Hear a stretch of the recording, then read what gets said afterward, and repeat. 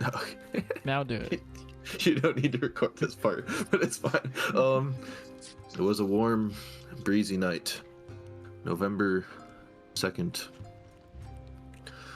just a couple days after the dread All Hallows Eve, as one lonesome dungeon master pulled out his phone and opened Snapchat, zooming in close on his notes he had prepared for the following Monday, focusing on 5 partial lines and obscuring some of them. He took a picture and sent it to some friends. Shortly thereafter, his brother-in-law responded, "What in the hell? If I was one of your players, I would pull my hair out."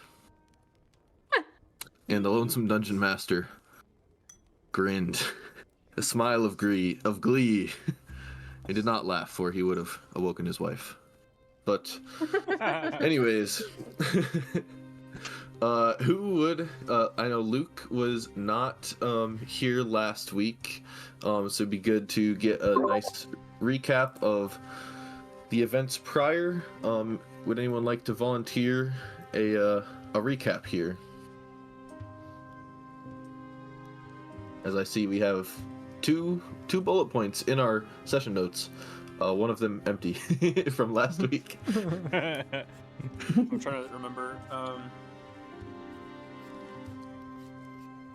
Oh yeah, we were in the maze, and there were mechanical arms that were coming out and shooting lightning at us, and we smoked them, and I lost basically all of my skeletons.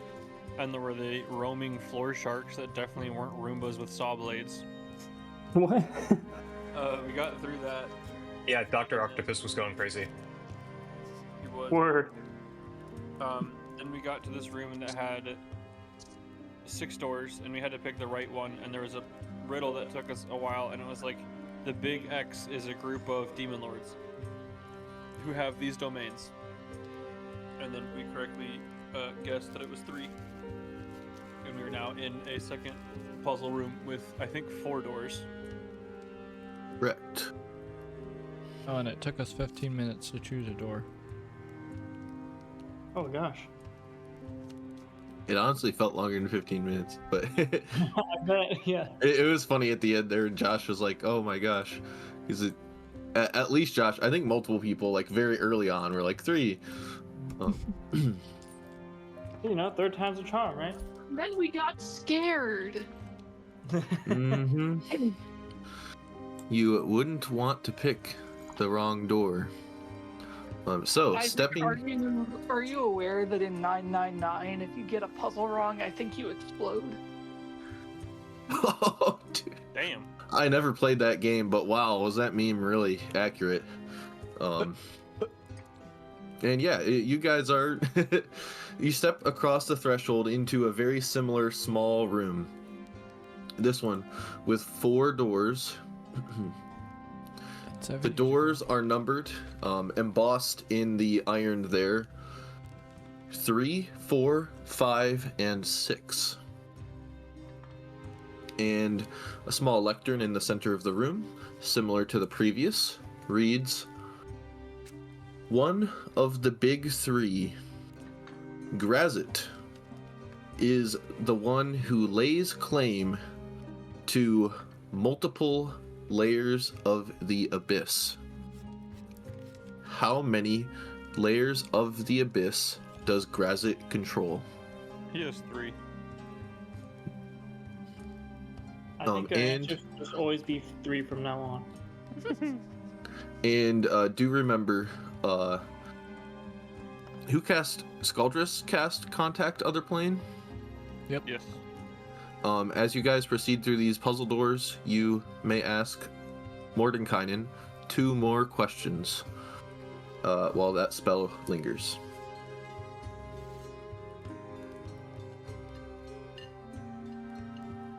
So, a strong 3 from Salik.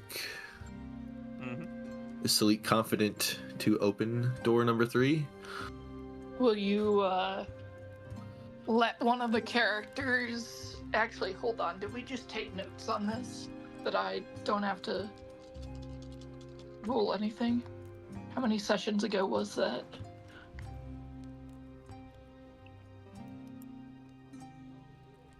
Mm, 74.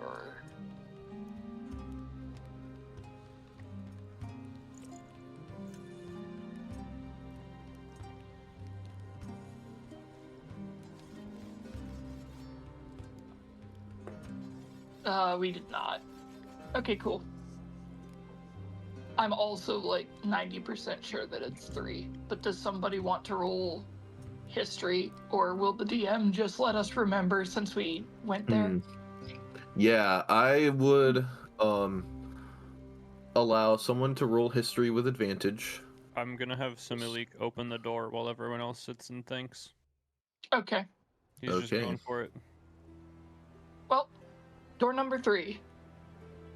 Do we explode? Simulik is greeted with a strong burst of lavender-scented air as he opens the door to the next chamber, one filled with lit candles. And damn, my coworker texted me that he gives up on the problem he called me about earlier. Very sad.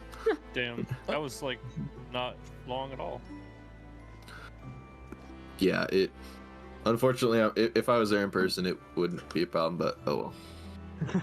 These So these things basically happen. Skill issue is what I'm hearing. Well, I'm a controls guy. He's a mechanical guy. If I like plugged into it and forced the machine to do what we wanted it to do, it would do what I wanted it to do. But yeah. Anyways, this similar room. Beyond that door, this chamber contains 3 doors, and they are numbered 46, 88, and 333. Sorry, say it again. It was... Yeah. 46, 88, and 333. Oh, this is gonna be on what layer of the abyss is the da-da? I think we go with 46. As I'm betting it's Grazit controls 3 layers of the abyss, they are all the 3 layers in Grazit's domain are stacked atop one another. According to the interplanar cartographic standard, which of these layers is part of Grazit's domain? 46? Yeah, 46, right? He said 88 and 333, right? Yes. Yeah, I think 333 is way too far down. Yeah. And then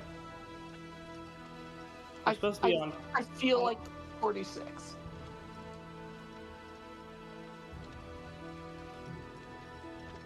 Yeah. I am once again requesting a good old history roll from Kildrak. Okay. Yeah, Kildrak can roll history for this. Perfect. I'm not sure. On that roll, I think Kildrak, although the number is comprised of 3 threes, Kildrak is quite positive that is too low, too high a number, and it is probably 46 or 88. Great. 46 is my vote. I would also vote that one.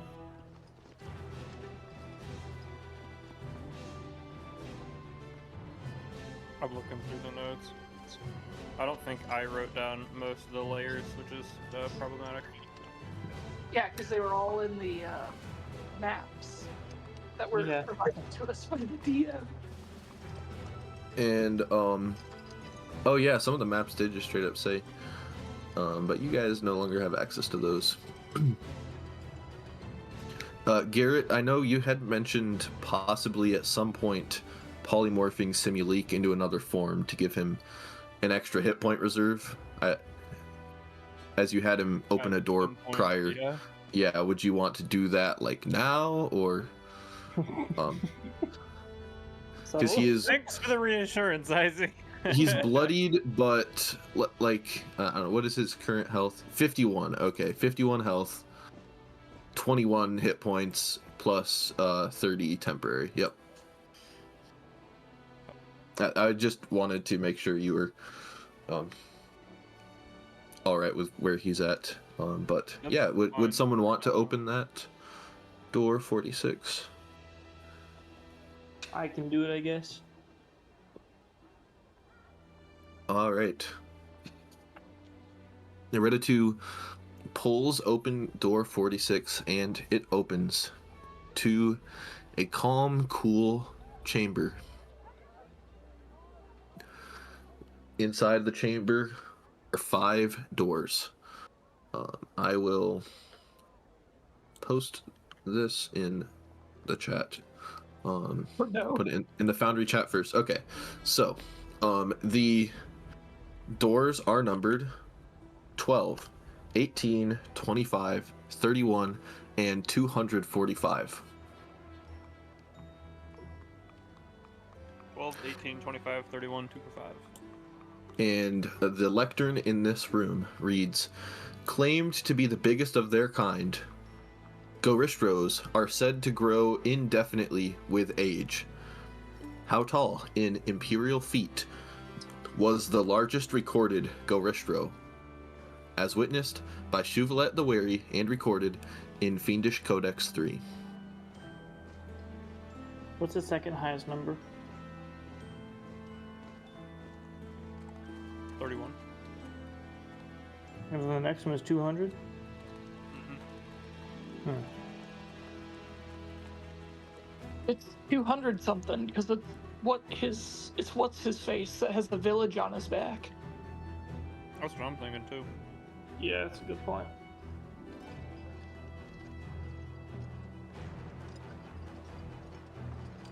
I mean, yeah, we know he's bigger than 30, so that's probably the one. Yep, rattle off those numbers again for us, Isaac. Yep, they're in the Foundry chat. 12, 18, 25, 31, and 245.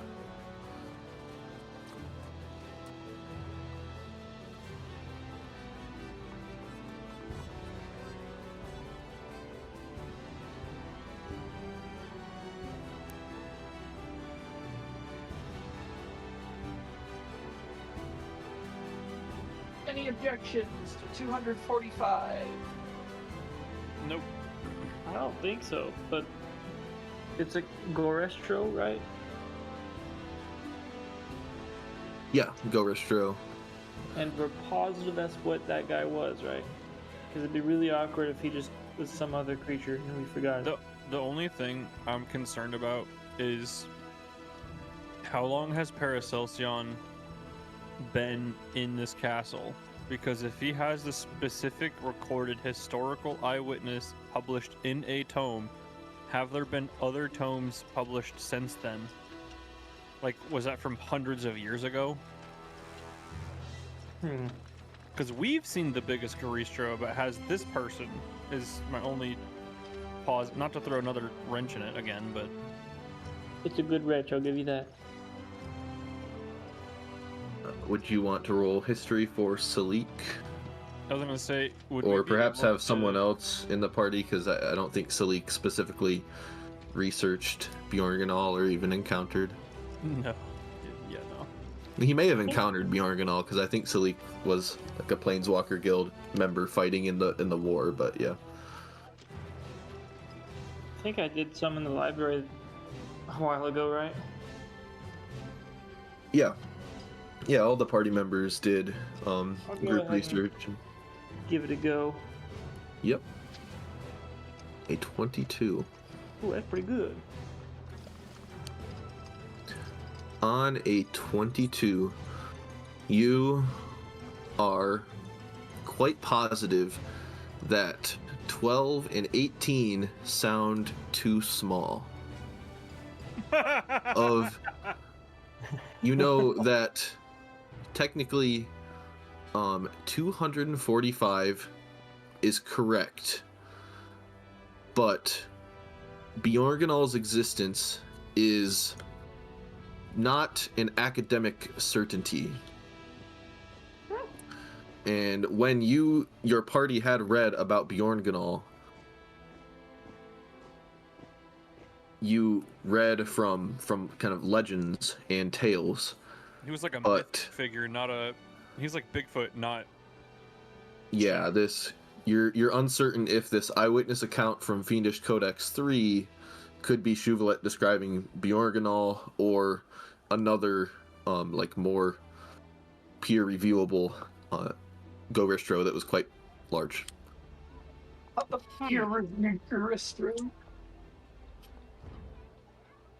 Okay, I'm kind of leaning towards the 30. Ah, jeez, I always forget these numbers. 31. I'm kind of leaning towards that. How well do we think Mordenkainen knows random books about demons? If it's a specific book, that should be much easier to locate than, hey, go find some kind of info.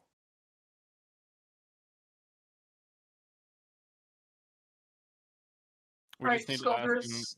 hey, can you go find the, what was it, Demon Volume 3? Yes, Fiendish Codex 3. This Goristro was witnessed by Shuvalet the Wary.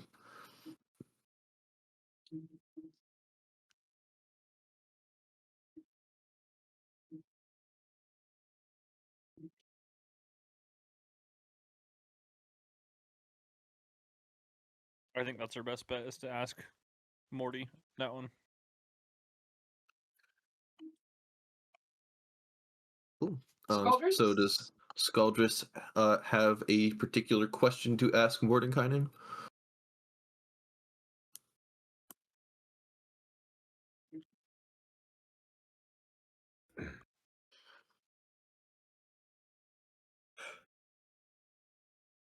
Andrew! Oh no, he's died. No. He's gone. Well, while Scaldris is recovering from death, I want to know what empire in this world founded the unit Imperial Feet.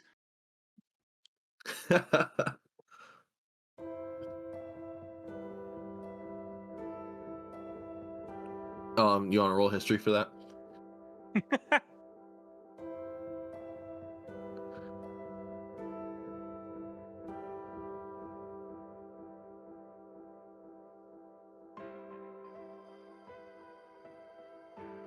Better than my history roll that mattered. Nice. Yeah, with a 19, you're pretty positive this Imperial unit adopted, controversial among high up figures, but it is used across planes.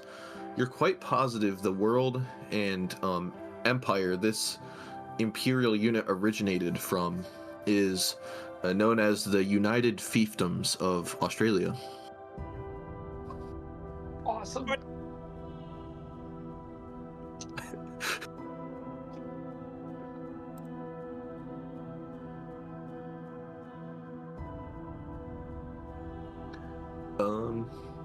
Looks like Andrew has returned.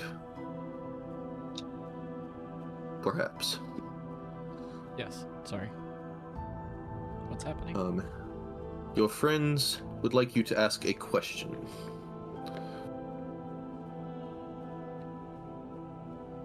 I was about to say something stupid. Would you be willing to inquire of Mordenkainen if he has a copy of Fiendish Codex 3, and see if he can find the account of Shuvalet the Wary to confirm the tallest height of a Goristro, please?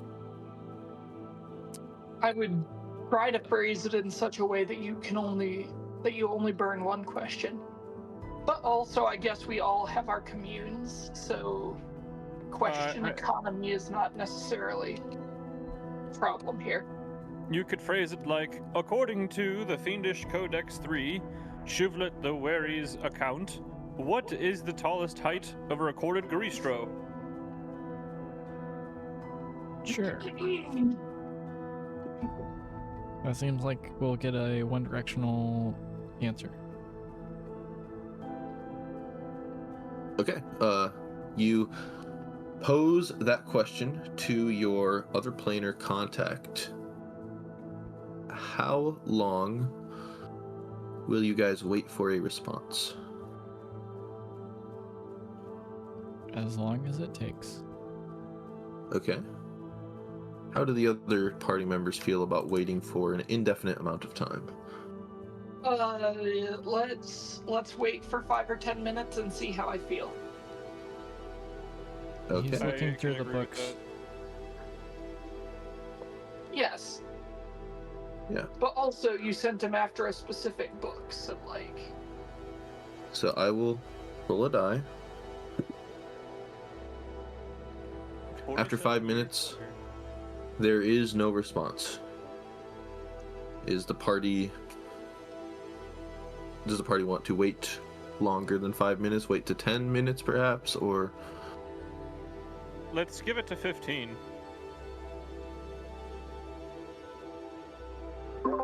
I second the 15. okay? No objections? As long That's as fine. it takes. Okay. You, I should really pull up the contact other plane spell. You receive a response after 2 more minutes. 7 minutes total passed.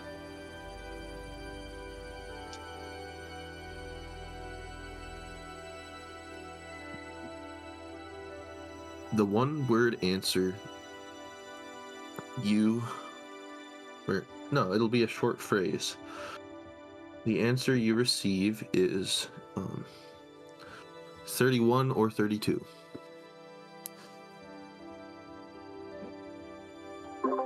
Okay, I traipse through that door.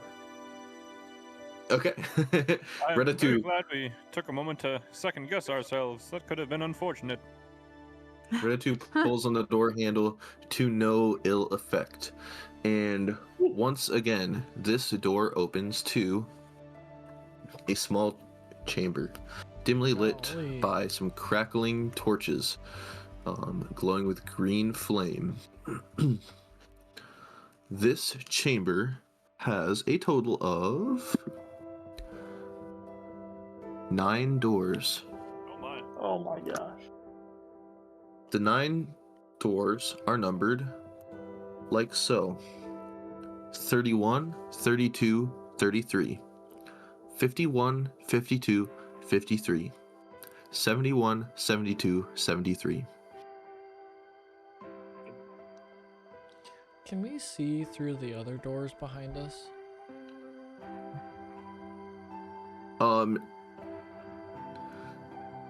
In any chamber you have previously visited, the door you pass through will remain ajar unless someone closes it, and the doors you have not touched or opened remain shut.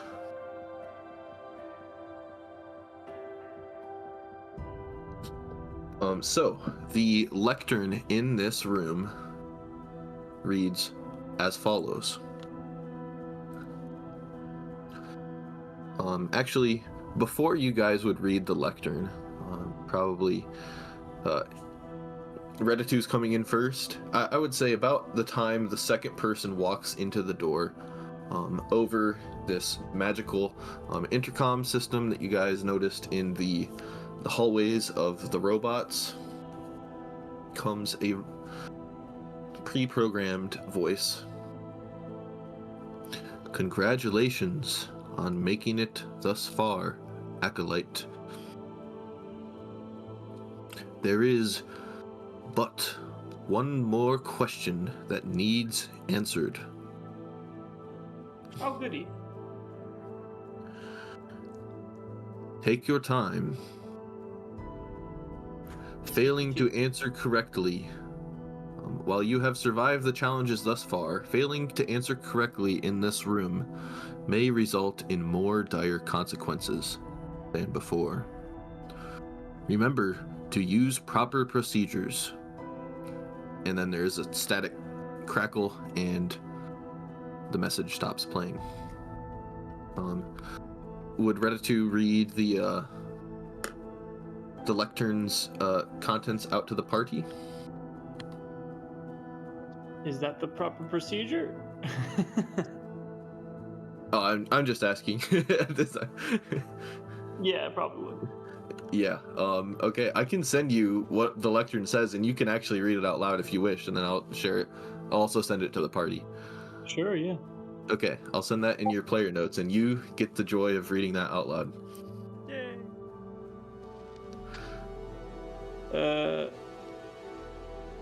Okay. The most imposing of demons, the Balor is great even in death, as it will explode with the power of a mighty thunderclap. Cultists summoned a Balor, or Balor? Wait. To the Balor, city of probably, but yeah. Balor, yeah. To the city of Baldur's Gate, where it caused chaos, but was ultimately defeated by the town's defenses. Raibzav Dref, a common thug, stole a precious invention, the listener's tube ear funnels, from Paracelsion's broker in Waterdeep.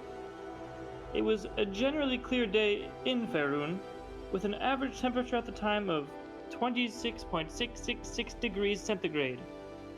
Sitting outside the tanners in the town of Duggan's Hole, wearing the stolen goods, how long, in minutes, after the death of the Balor, would Raibzaf hear the explosion? What the hell? So I have sent that in the Foundry chat as well.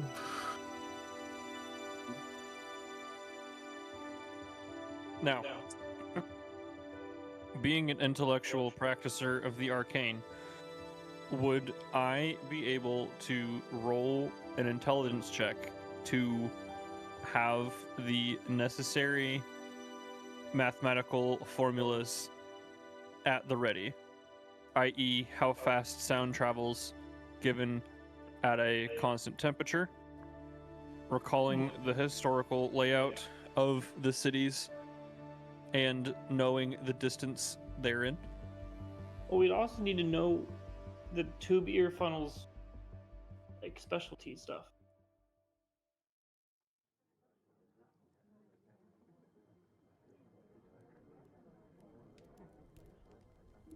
This for Sleek, this would definitely be an intelligence thing.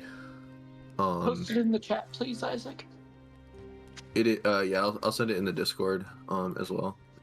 Oh, was it in? My bad. In Foundry, yeah, you're good.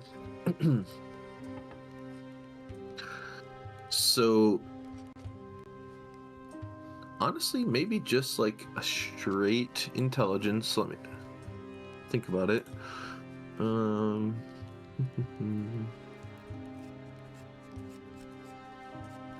Arcana, maybe, to know if I know of the listener's tube ear funnels.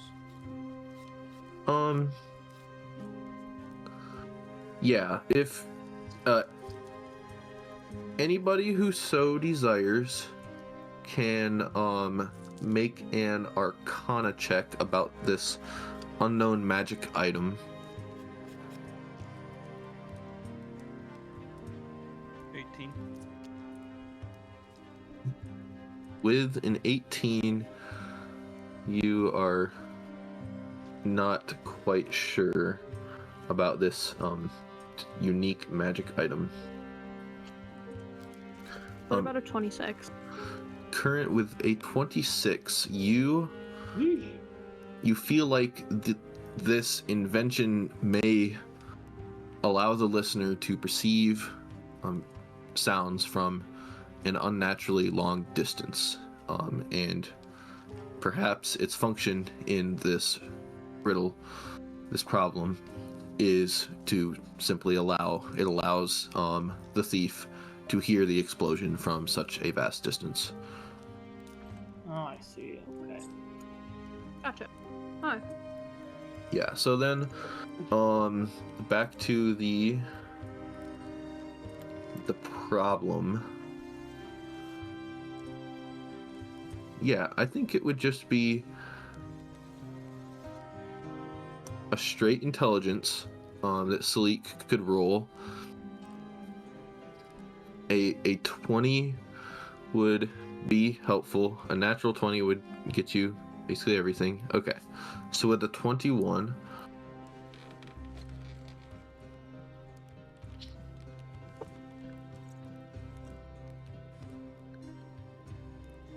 you go ahead and could you roll a d8?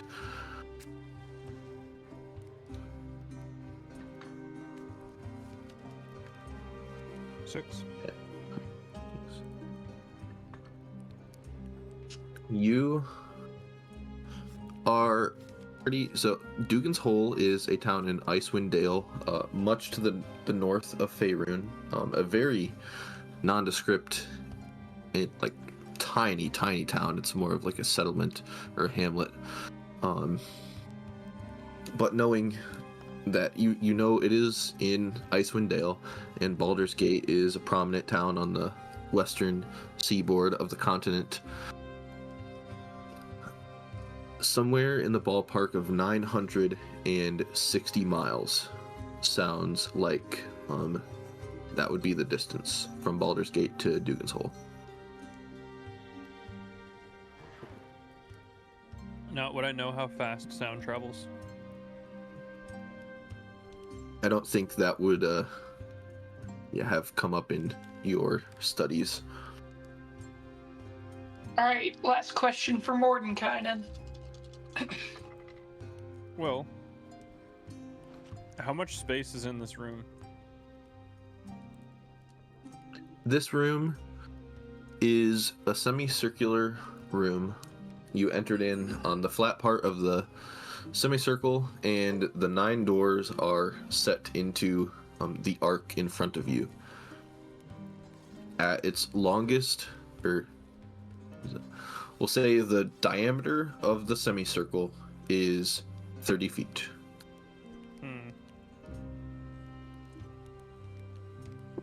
Is there like a straight shot from the doors we've opened before that we could go backwards through?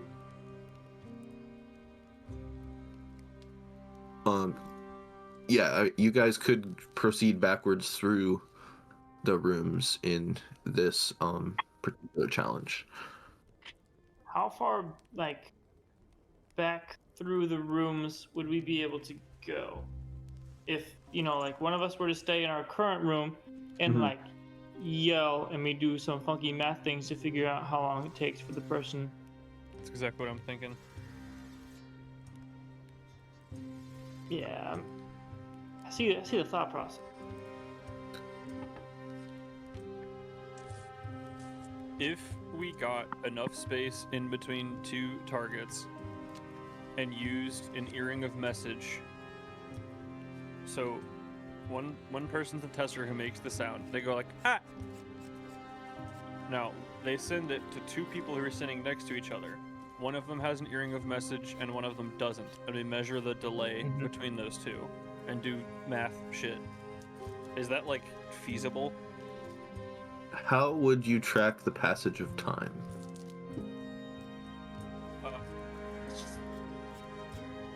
The beat of my tail. If there are imperial feet, I'm assuming there are imperial seconds. Yeah, seconds and minutes are a constant in the multiverse. How would you measure them?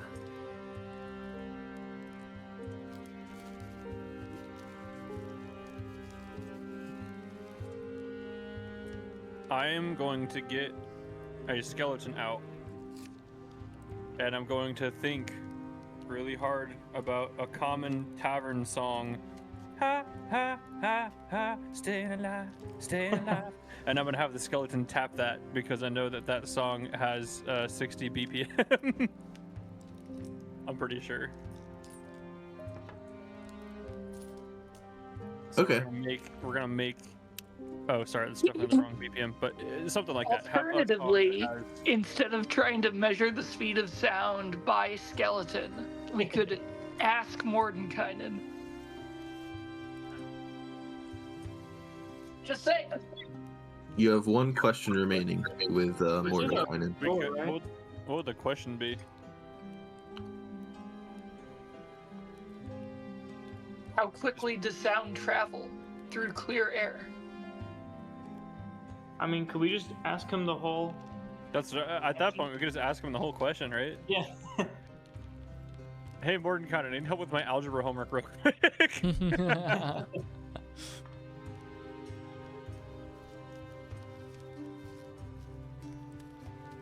So wait, what information have we gotten? I still think it's 52. It is 960 miles from the place where the Balor exploded to the place where it was heard. So it's a good thing that they were using a magic item, or there would not be a town there anymore.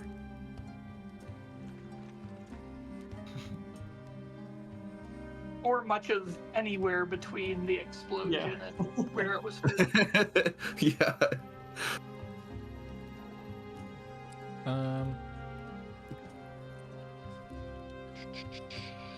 So that's the only information we have about it. We only need 2 pieces of information, which is how fast does sound move, and how far did it need to go.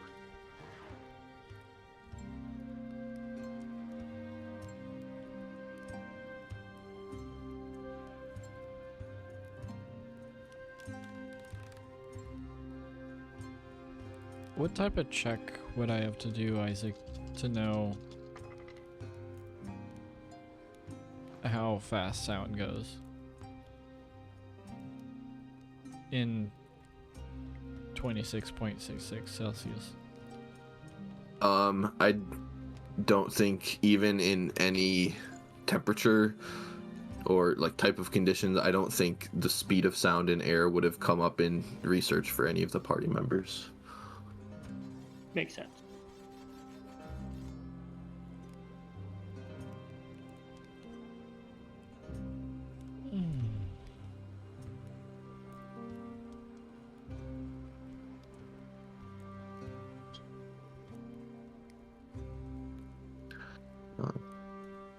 So yeah, just have my dinner delivered. You guys, The only thing then is have Mordenkainen solve it or give us the speed of sound.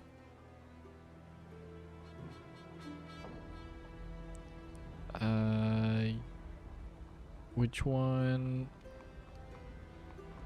I feel like giving the speed of sound would be more feasible than answering the question, That's what I think too.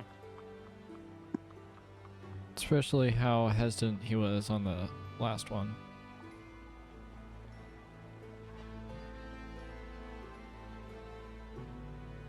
I'm gonna ask him what is the speed of sound in 26.66 Celsius. okay.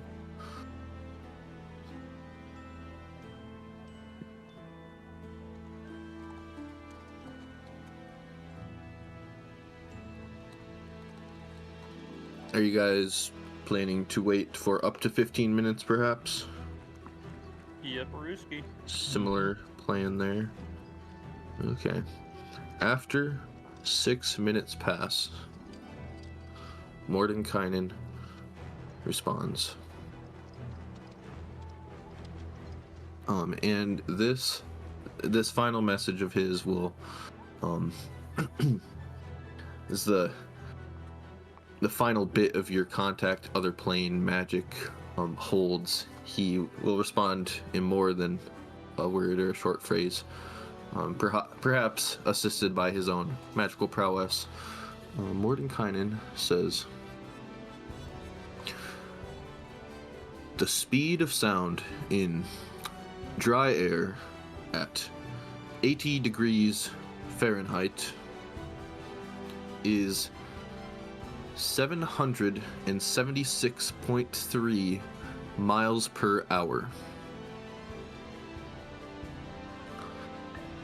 I hope my answers have been of assistance to you. For future inquiries, if you have other questions of this nature, I would kindly ask you to refer to my colleague, Natasha, who currently homes in Grazit's palace and authored herself the Demonomicon of Igwilv. Thank you, and have a great afternoon. And with that, contact other plane ceases working. So 776.3 miles per hour is... What's your response there? How far did we say it was? 960 miles. Okay, so I'm feeling more like Oh. 72 instead of 52 now. So yeah, you can feel free to use calculators if you guys wish to. Good. Figure this one out. I don't know if my your characters could spend time calculating it by hand, but Okay, so I'm struggling with math here. We take the 776.3 and you multiply it by 60 to figure out how fast it goes in one. No, divide it by 60. Figure out how fast it goes in a minute, right? Your answer should be one of the 9 choices, and if it has way more digits, then you did it wrong. Well, you still have to take the 960. Man. How do you get MPH to miles per minute? You divide it by 60. I got 74. the answer is stoichiometry. The answer is not stoichiometry. I got 74.2.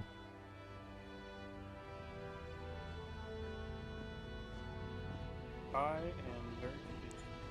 What are our type? answers, Isaac? 71, 72, and 73. Because Okay, what? Give me the speed again.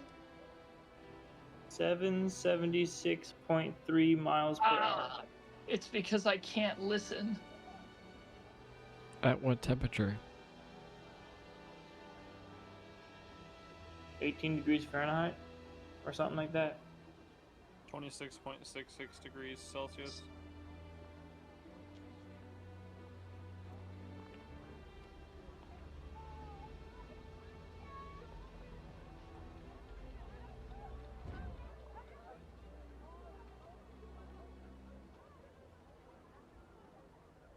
Missed what happened because I had to go to the bathroom. Beats disconnected. We're doing math. Math? Okay. Some of us are. At no, least. I'm upset by this math. understandable. Did he say the same temperature as we did? No. He said He repeated it in a different convention. He did it as Fahrenheit. Oh yeah, he said 83 Oh. Celsius.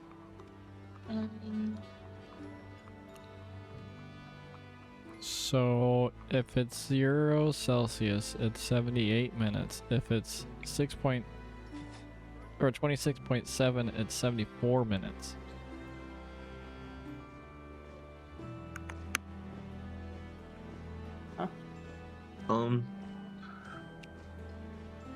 Tom, you haven't heard much from you lately. Tom, would you mind rolling a d6 really quick?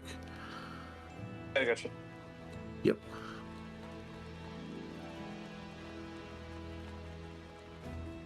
One. With your 1, would you like to recall something about the problem setup, or something about what your party members have said thus far? What? Can you actually give me a quick recap of objectives? The objective is to open the correct door, according to the prompt on the lectern. And so as you are mulling over the problem before you, I will just give you an inkling that Mebley has. Would you like it to be related to the problem and the setup itself, or related to what your party members have said thus far? What was the distance again? Mebley has an inkling for liking his own guts and instincts, so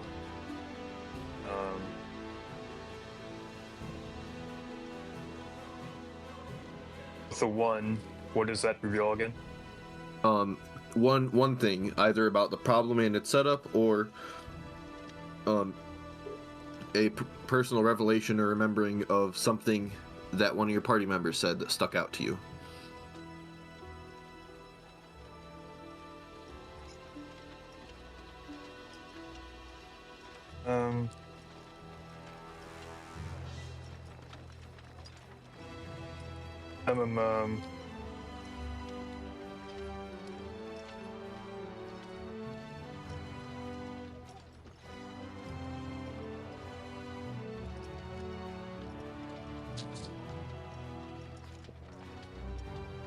I'll say that one more time. I'm sorry.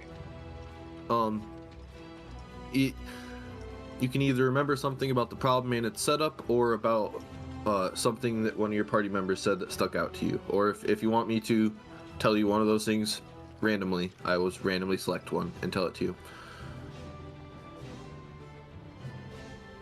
I'm sure, yeah, if you could randomly tell me one. Okay.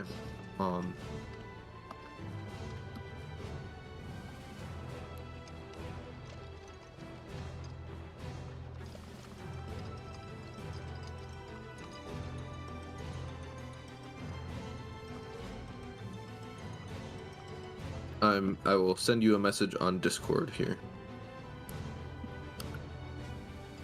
Cool.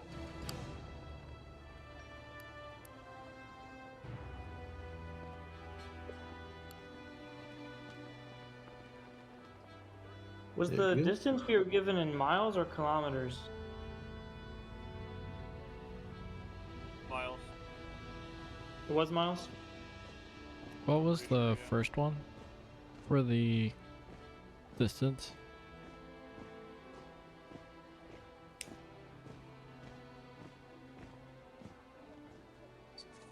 I keep getting 14 as an answer, which is frustrating. Huh? Oh, no, wait, yeah, I keep getting 74. Every time that Okay, yeah. I've done this, the answer becomes 74. 74 is correct with the information. Sorry, with the information we're working with. So you don't need to keep doing math. So does Mebley have any particular insights you would like to chime in with? If I recall, Blake, you said a while ago that the distance to from Baldur's Gate to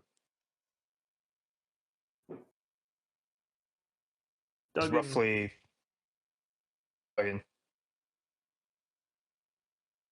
roughly 960 miles.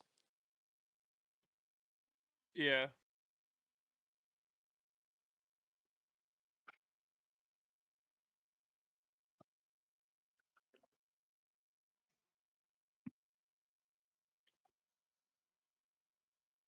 How far away from Dugan's hole is the Tanners? Is he sitting so far away that it changes the math?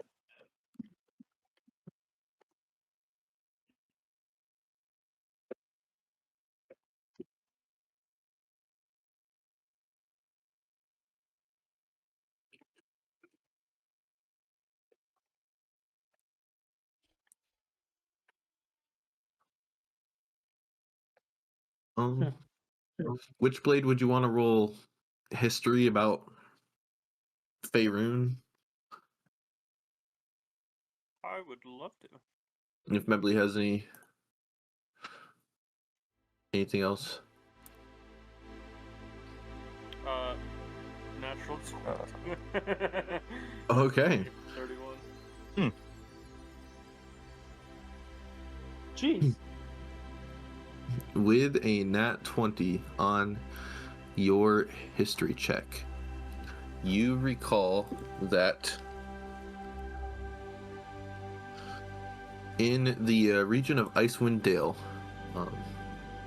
there are 10 towns, and Dugan's Hole is one of the most southern towns in Icewind Dale. And thinking about the average, the ballpark estimate of a town in Icewind Dale, and where Dugan's Hole actually would be, being both fairly south and west, you think that 940 would be a better, more accurate estimate for that town itself. And you think that the town is, you are quite positive the town is small enough that the location of the tanner in that town is not going to affect the outcome. Okay, so then we do 72.66. Huh?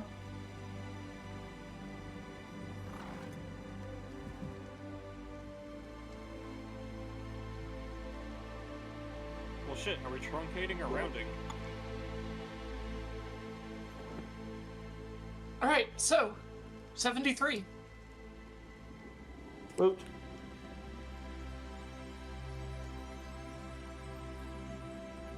Assuming that, 72.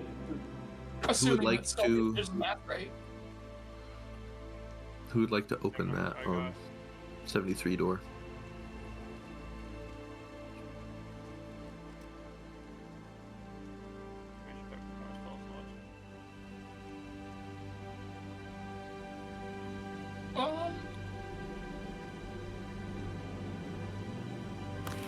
Yeah, I don't know, my gut still says 72.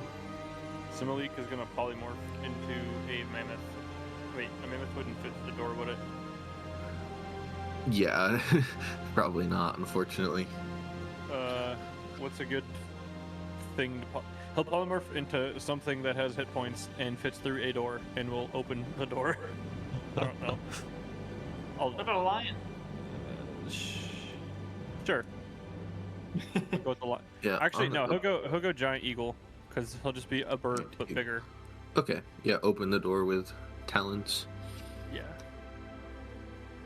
That would be Alright. talented.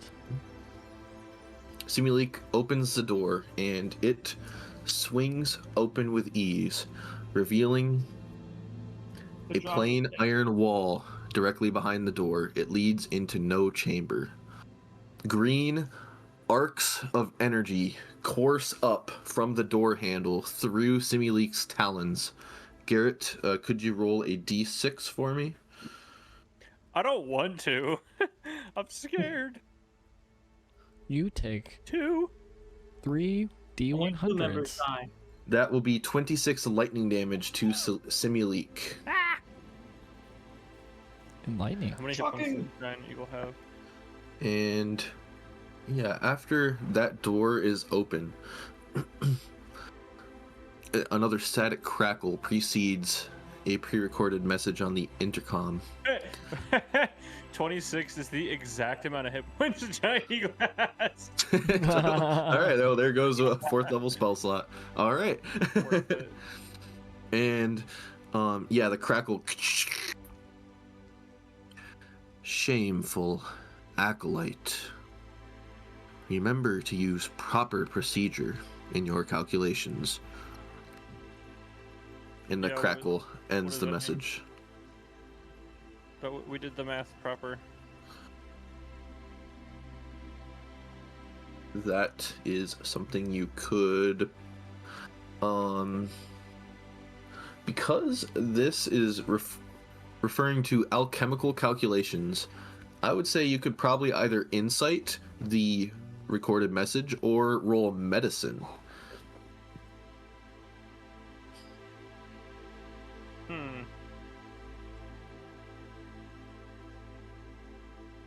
Both of those kind of suck for me, but 9. Is there is there anyone that's actually trained in medicine in the party? I think that might be a no. Not technically, but I have that half-trained stuff. The half trained in medicine.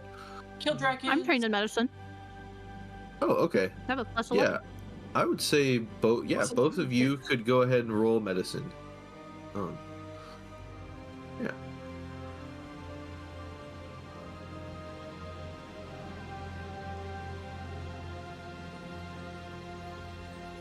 So the party researched Paracelsian fairly extensively in multiple outer planes, and Kildrak remembers that Paracelsian has a certain procedure of operations for alchemical calculations. And current, the first one that pops into your mind is that you always truncate any decimals in any alchemical calculation.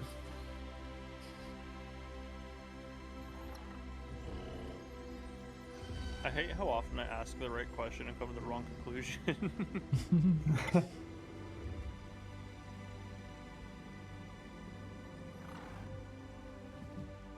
I do not volunteer to open the door, even though I'm pretty sure we know the answer this time. Someone else can get shocked this time.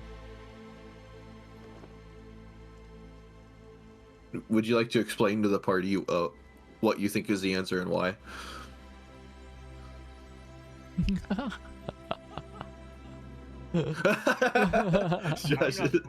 I'm not the one who knows that. Well, I'm assuming would current share the truncate information with the party then? Oh yeah, for sure. Sorry, what was the information again? Yeah, so whoever thinks they know the answer, if you'd like to explain why. Well, last time we rounded up with the 0.6, and truncating it means you ignore the 0.6, meaning that we should go in door 72 instead. However, my feathers have been ruffled, and I do not wish to go into the door again. So, someone else... I'll open the door. I was gonna say I could do it since I was basically my guess all along. Yeah, it sounds like current is the first to step up to door 72 and swing I would it turn open. in. I would wild shape into something with health first. Sure. Just so I What have. would you wild shape expendable health. into as you step up toward the door? Like a bear or with something? A bear sounds good. Bear has opposable thumbs. Mm-hmm. A Sure, very okay. bearable. A bear does not have opposable thumbs, okay? Yeah, you're wrong. I mean, I'm wrong. No, you're wrong, actually. Bears open doors and shit all the fucking time. Okay, bears do actually open doors. I have an aunt that lives in Colorado that has complained about the fact that a door has not only opened the door to her house, but opened the refrigerator and stolen her food. Yeah, but did they do it with thumbs, though? No. I That's just need a thumbs creature down. that can open a And that's fucking also- door. So, yeah, That's awesome because I can open doors as well too. Do you have thumbs? The music fun. No, he doesn't. I love the silence. No Tom. I don't. I have middle fingers. Oh, that No. is Doors. that's very in In the character. middle though, or is it just Permanently. one finger? So yes, current transforms into a bear. Maybe you stand up on your hind legs and grip the handle and swing it open. And door 72 also opens quite easily to a large, dimly lit, glowing green chamber.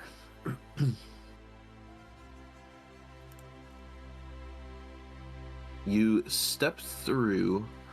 Well, you may step through. What you see before you is a great, rotund, massive orange object, like the shell of a mighty pumpkin, maybe 70 feet in diameter. It's the Great Pumpkin.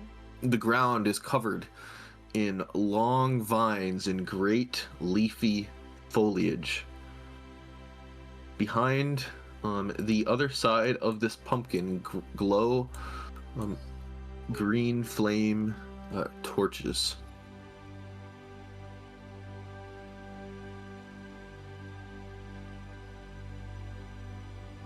Is there a lectern in this room? Oh no. The ceilings are 100 feet tall. The chamber is 120 foot long, and extends possibly 200 feet out in front of you, but you've got this ginormous pumpkin directly in your path. Wow, you did levels? Or did you find a... I did the Fog of War thing. Ah, Ah. So yeah, it's not multiple levels, but the Fog of War shows the outside of the pumpkin. At least I believe. Yeah, it Face does. of that. Right? Okay, yeah. I don't see it anymore, but I trust that you guys see the... Select yeah, on it's a cool player. map. I really like the map. I don't know. If you select Hopefully on you the guys player, don't. you see it. Hopefully you live.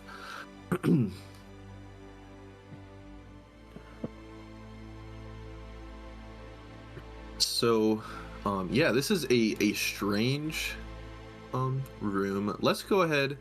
I would say Current and Retatu and one other party member who is going to step through next may roll perception in this room, this chamber inside Not Castle me. Blackfume. And world perception. Yeah, I was wondering if perhaps Mebley would want to be the next one through. I feel like that would make sense. Mhm. So yeah, Current, Mebley, and Retatu, perception there. All right, so Mebley notices even under the vines and the foliage here, there is every once in a while a faint green glow coming up from under the plants. It's almost as if this sort of pumpkin garden is watered by the vile ooze that is put off from this castle. Retatu, you hear around the other side of the pumpkin the shambling of some large creature through the foliage. Current hears that shambling from the other side of the pumpkin, as well as the whispered chanting of some persons that sound like it that comes from inside of the pumpkin.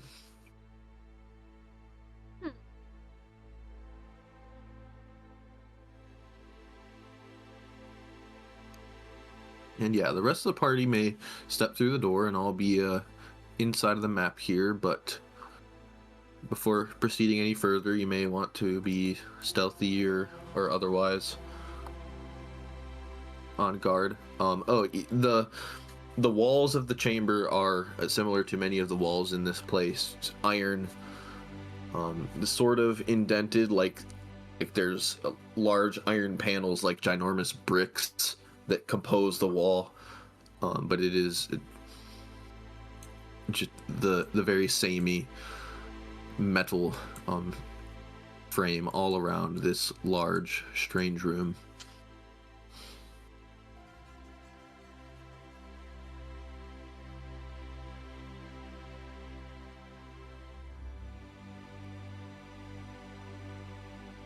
Do we go through it?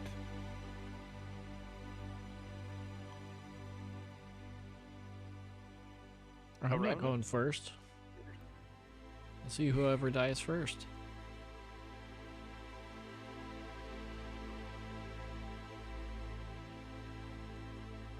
Would anyone wish to scout or yeah, come up with a plan like Sleek is wondering?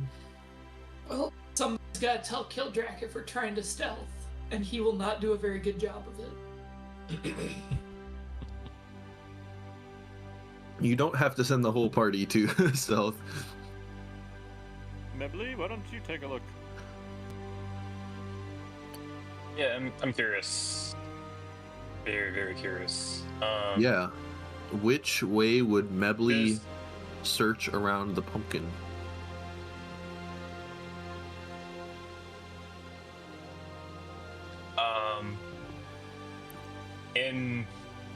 Am I able to? Where's the water? You said there's water oozing out. Yeah, there is on the ground. It sort of like a freshly watered garden. The black dirt and soil in this room is wet, but you don't see water. Rather, in some places where it is more wet than most, there's actually this faint green glow coming up from under the leaves, as if the whole garden is watered in alchemical refuse or whatever the strange substance that flows out of the castle is. Yeah, Medley would like to go to the nearest hotspot for this glowing green liquid. Yeah, Where- would you I also just I do notice that like Kildrak and Mebley are not too far from being bloodied. Would you guys want to do any sort of preparation before going further into this room, or does everyone feel good about where they're at? I totally forgot that I took a lot of damage last time. Let me... Yeah, you guys had We plenty of did time in the rest. riddle Or long chambers rest. to. I am missing exactly 100, so I'm going to pop my life rune and heal that 100. Okay.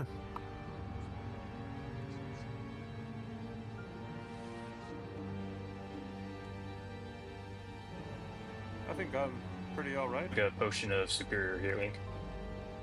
Okay. And with that, Kildrak is good. How much does the superior healing potion heal for?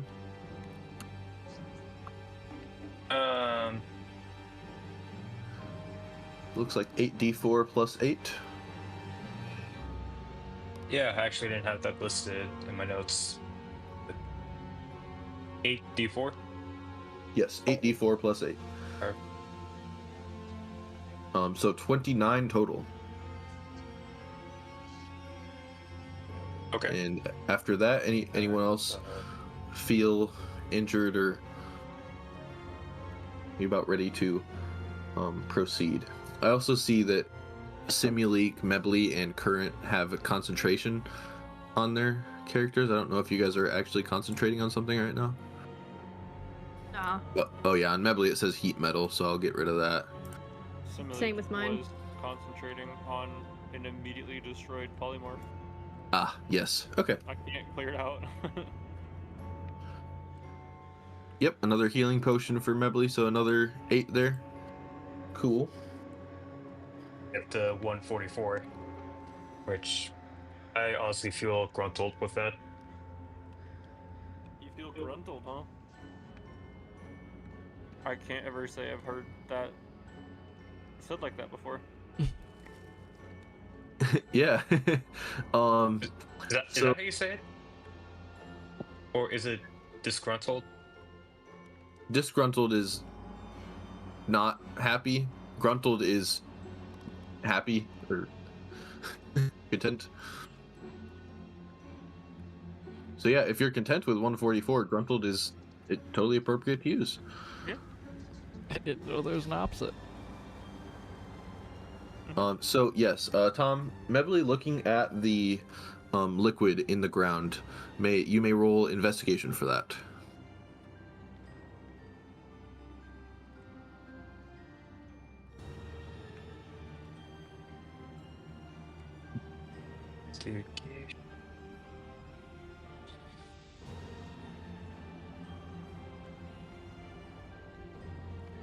On a 14, you, looking out across the leaves to your right and to your left, you don't see residue of this arcane substance that is liquid, definitely not water, and doesn't even it glows with this sickly energy. You don't feel like you should even touch it, if possible. And you don't see this residue on any of the leaves or on the vines. And you think perhaps this grove, this pumpkin grove, is irrigated with this glowing substance from below. Put my arrows in. Yeah, you can definitely yeah, go ahead and just roll a survival. It is not hard to coat an arrow in that substance. I was tempted to put something else in, but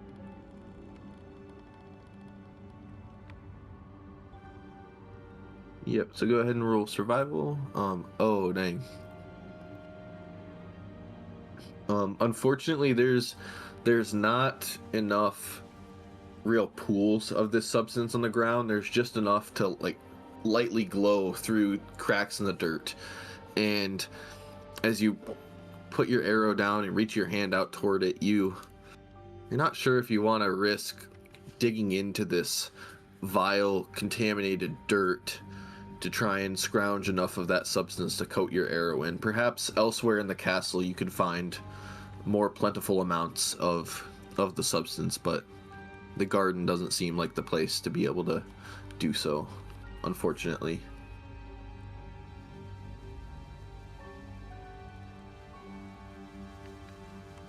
how far away am I from the party? I see myself on the map. Am I You see yourself there? not? Yeah, I just don't know if I'm. Yeah, you can start proceeding around the side of the pumpkin. You'll need to roll a stealth check sooner than later. Would you like to go toward the like our right side there or left side of it?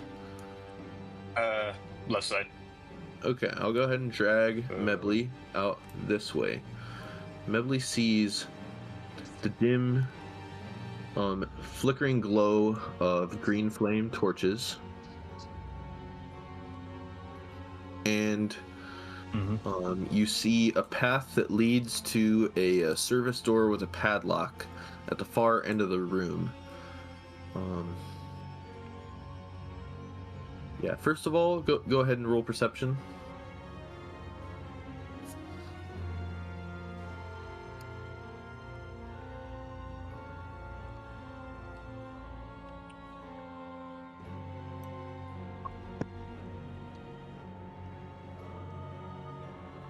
You hear quite close to the edge of the pumpkin, on like the far south side of it, the shambling of a large creature through the vines and undergrowth. And you hear it recede slightly away from you. It seems that creature is going towards the opposite end of the pumpkin from you at the moment. Would you like to proceed forward? And you also, I said current heard voices, kind of whispered, quiet voices inside the pumpkin. You also hear the voices of multiple people from inside the pumpkin somewhere. So yeah, would you like to proceed forward?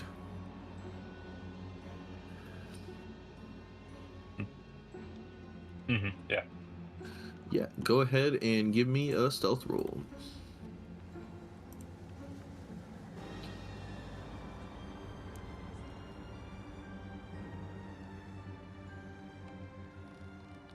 Nice, okay. Looking at that. And that, okay. You proceed further up along the ginormous pumpkin there until you finally see around the corner. So you see there is light emanating. It appears portions of the front of this pumpkin were carved out and are emanating great light. You hear the crackling of a fire from within the pumpkin, and you see on the far side of that pumpkin, slowly shambling about, a towering creature standing 12 feet tall. It is like a flesh golem, but it festers in glowing pustules, and the skin all over the golem is a sort of patchwork of different types. And it has great strong hands. It doesn't seem to have very sharp claws, and it just slowly lumbers around the pumpkin patch. Go ahead and give me an insight roll if you wish to observe the patchwork golem here.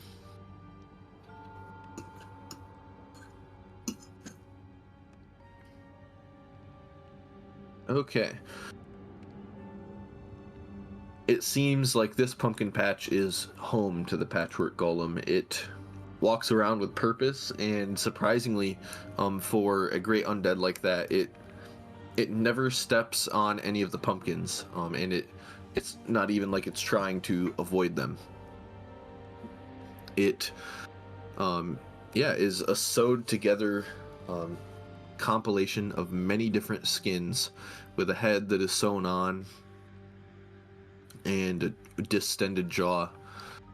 And still within, you hear the whispers of at least 2 people inside of the pumpkin. What would Mebly like to do here? Would you like to return to the party or continue? Able to hear crystal clear the convo they're having. Yeah, go ahead and roll perception again. The patchwork golem lumbers in the same sort of area for a bit, and you feel like it's safe to sit alongside the pumpkin there. These humanoid creatures inside of the pumpkin are speaking to each other in common. And one of them whispers, "It would be so fantastic if we could finish the brew for this new restorative potion we've been working on. Perhaps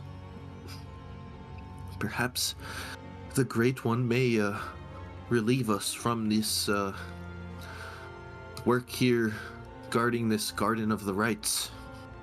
And another voice says, "Oh, yes, I sure would love to finish working on that potion, but I mean, remember, we have already stockpiled quite a few of these great works that hopefully we can share with him soon."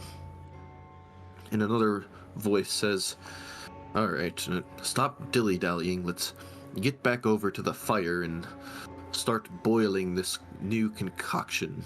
And you hear a sizzle and a hiss, and you bet they probably just poured something into a pot over a fire.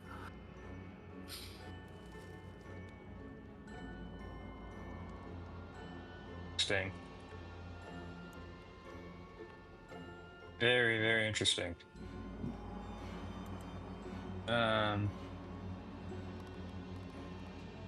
Was that the whole conversation? Was that? Yep, yeah, that's what you the hear. As the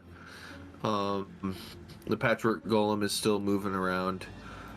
So at this point, would you want to stay around or like press further, or do you want to go ahead and head back to your party and report your findings before the patchwork golem maybe lumbers closer to your location?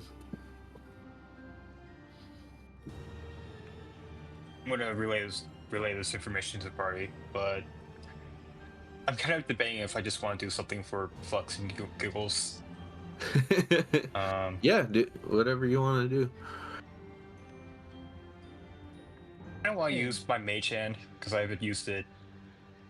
I haven't used him in a long while. Just to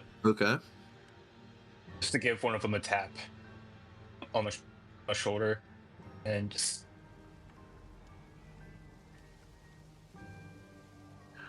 go ahead and Give them. yeah, the patchwork golem lumbers to the next row of pumpkins, and you feel like there's a possible opening to look around the corner and tap one of these guys on the shoulder. Go ahead and roll stealth for me once more. As I'm assuming you would perhaps cast Mage Hand back here and then peek around the corner and send your Mage Hand to go spook somebody. And your Mage Hand is invisible, correct? Is that... As you're an Arcane Trickster? I believe that's just a part of your class. That sounds right. Yeah, you can make it. That is one of your features. Okay. 27. I will drag Mebley up to... Oh yeah, right there. You can see all of that inside of the pumpkin. Many counters filled with vials and flasks and some alchemical ingredients. A great crackling fire, and the fire is surrounded by very profane engravings in the bottom of the pumpkin here, and it seems like they're made with a combination of blood and this glowing green substance at once. But yeah, which of these acolytes would you want to send your Mage Hand towards? See, the restless one is pouring liquid into a pot over the fire. The pessimistic, intense ones on the right are having a conversation with each other, and the grieving acolyte up there is rummaging through a chest. A sudden quick tap to this one, the one that's handling the potions, and see if I could get him to maybe fuck up and maybe accidentally spill some. Yeah. Do you want to make it seem like perhaps one of his compatriots tapped his shoulder from behind, or you just want to like make it clear that just some random invisible force tapped him from behind and freak him out? What is your thought process there?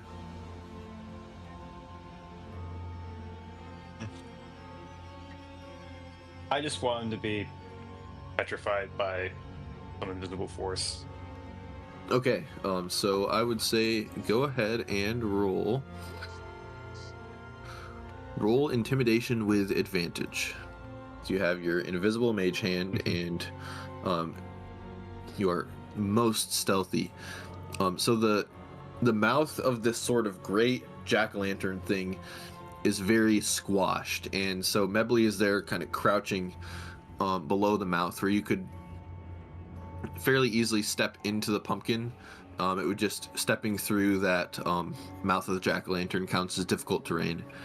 But yeah, peering over there, you go to scare the acolyte, and he is pouring from a glass container.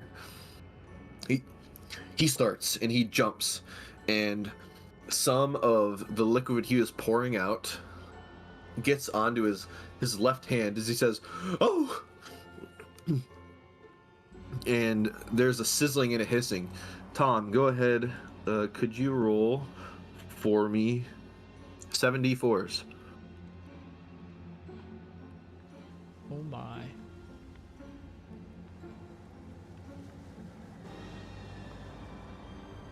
This guy takes 14 damage, either acid or poison, as his hand sizzles and festers, and he just screams, "Oh!"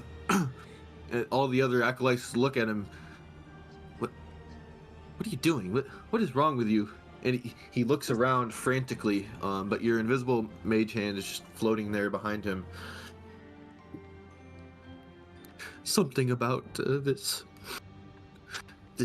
week, you know, it's holy to the undead.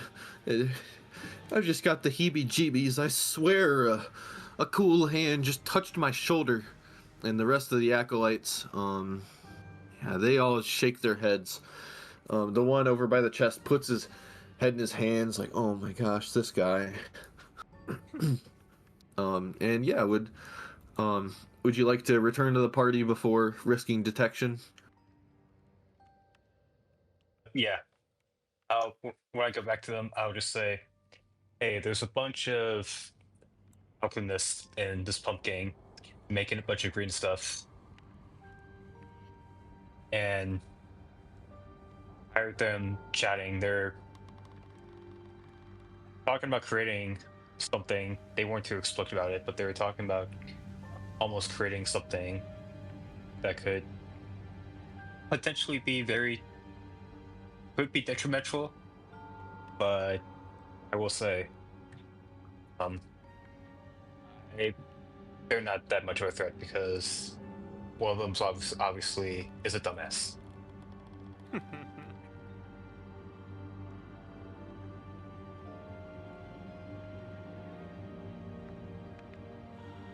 Well, do you think that we should go around them or stop them from making whatever they're making?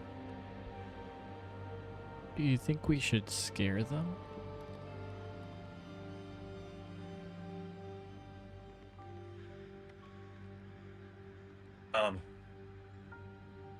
I mean, stopping them would be ideal because one of them, I made one of them fuck up, and whatever the hell they were making did a shitload of damage to himself. So, whatever they're making, I mean, I would like to fuck them up. We shall follow your lead then.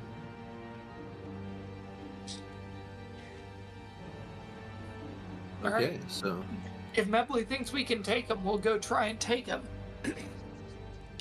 Alternatively, we could try and talk our way past this. But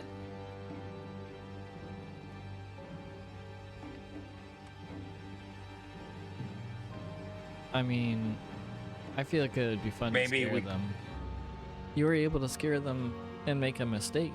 They're already on their edge. We could totally scare them even more and make them run away or even stop and think that they did something wrong, and we didn't even fight them. We just got them to think in a different way. Yeah, we could intimidate them and threaten them because they seem like cowards. And they Goldris, what kind of scaring them do you think you want to do? I have Unseen Servant. I have Phantom Steed. I have Deck of Illusions.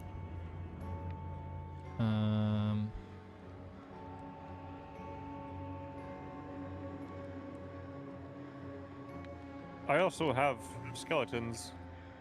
True.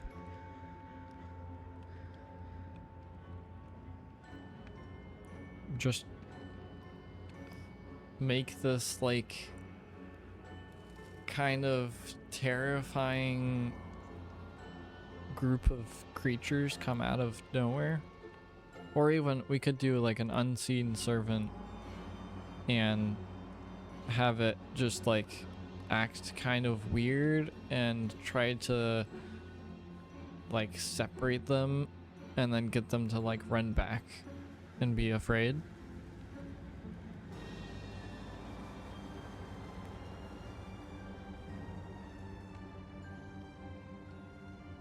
I mean, all good suggestions.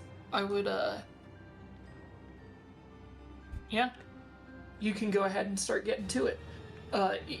Mr. DM, yep. is there a door of some kind into this place?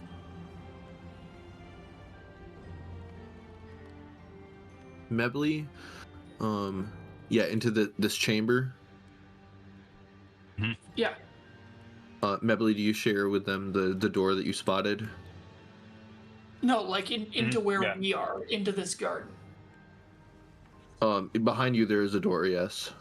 Okay. Is it like a big metal door, or would it make a big noise if it swung shut? It is.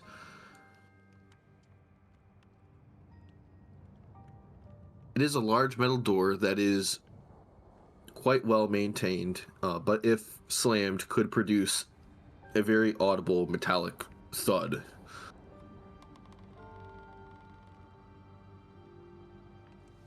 All right.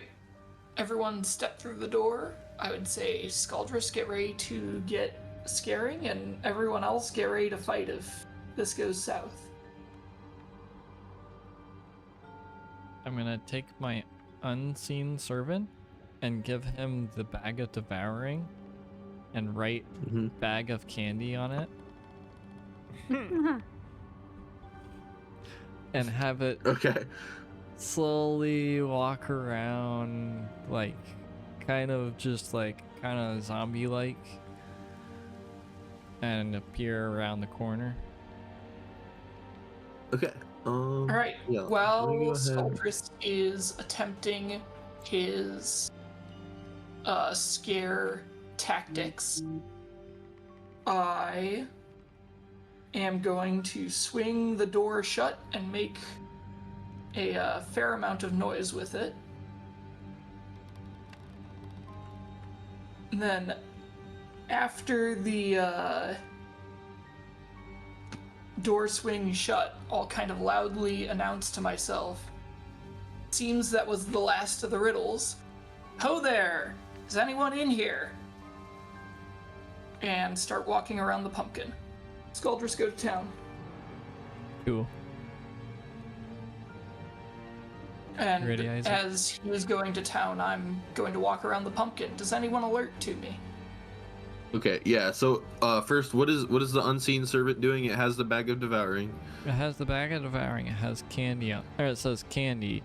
Correct. Put your hand in and grab some. Okay. So does that do its thing before Kildrak enters, or? I think that's the plan. Well- Yeah. Okay. Yeah, you just go ahead. We're doing a simultaneous arrival of Kildrak Chaos. and weird stuff. And we're going Got to it. work our way through this situation somehow. Okay. It might So end up murdering everyone. we'll use this spiritual weapon token to be the unseen servant. When it comes around the pumpkin, you go around the opposite side Mebley did, and the patchwork golem is on the other side there. Do you want the patchwork golem do you want to present the bag of candy to the patchwork golem, or do you want to send it inside to the acolytes?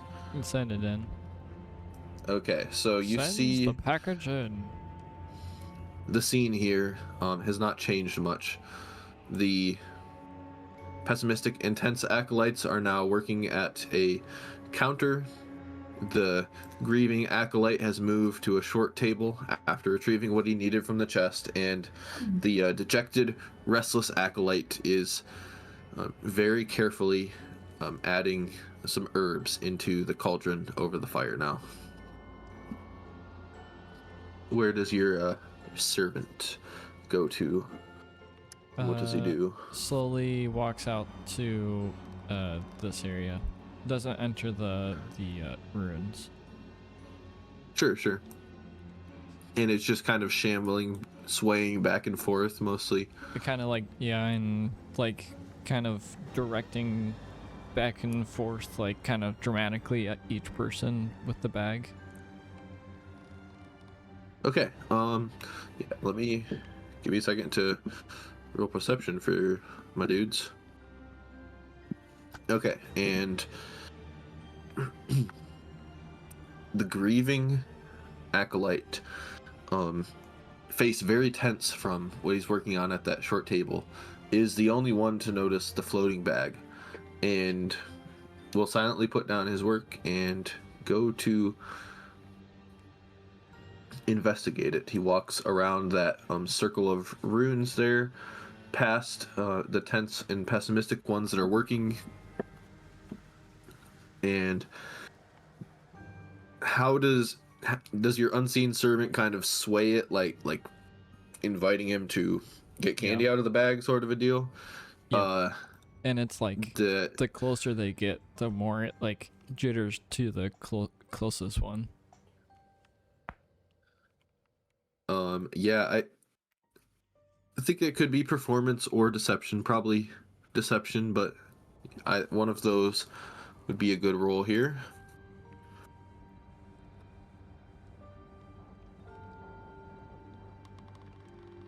Okay.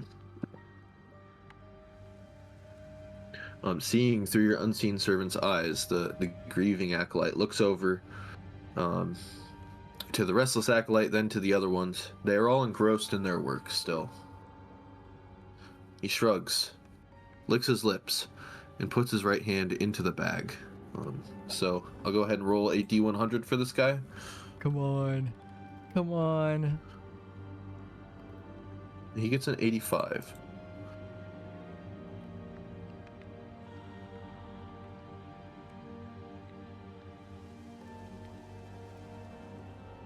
Okay, so it reaches into the bag, does not find any candy within, and puts his head down, and it says out loud, "Drat! It didn't work." And at this, the other acolytes look, and the pessimistic, intense ones will actually take a couple steps back from the bag because they're like, "Whoa, what is that?" While the restless one just actually scatters a handful of herbs on the ground and places down a case full of herbs, and steps over here out of this circle of ruins and says, "Oh, see, I knew something strange was going on today. Let me show you." Candy. Oh. He has noticed us, and placing his left hand into the bag, reaches in, elbow deep, reaches in a little further, grasps around and finds nothing, and pulls his hand out. Bah! This must be a trick.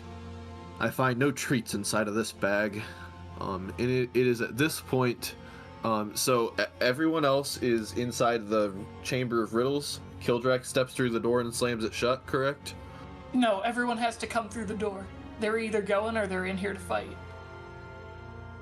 Okay, yep, so Kildrak is just doing a little performance at the door. Either you all get through, and Scaldrus and I keep their eyes off you for long enough, or we're going to murder everyone. So, everyone, Kildrak can stay where he is. Everyone besides Kildrak can move up to 25 feet into the room, anywhere. Obviously not within the pumpkin. Position yourselves as you would like to be when Kildrak does his display. And the door to get into the pumpkins on the front, or does it matter where it is? Yeah, it seems opposite of you, where you want to go. So you can go anywhere up to this, where I'm. You guys see my ruler? Yep. Yeah, anywhere up 25 feet up into the room. Go ahead and arrange yourselves as you see fit.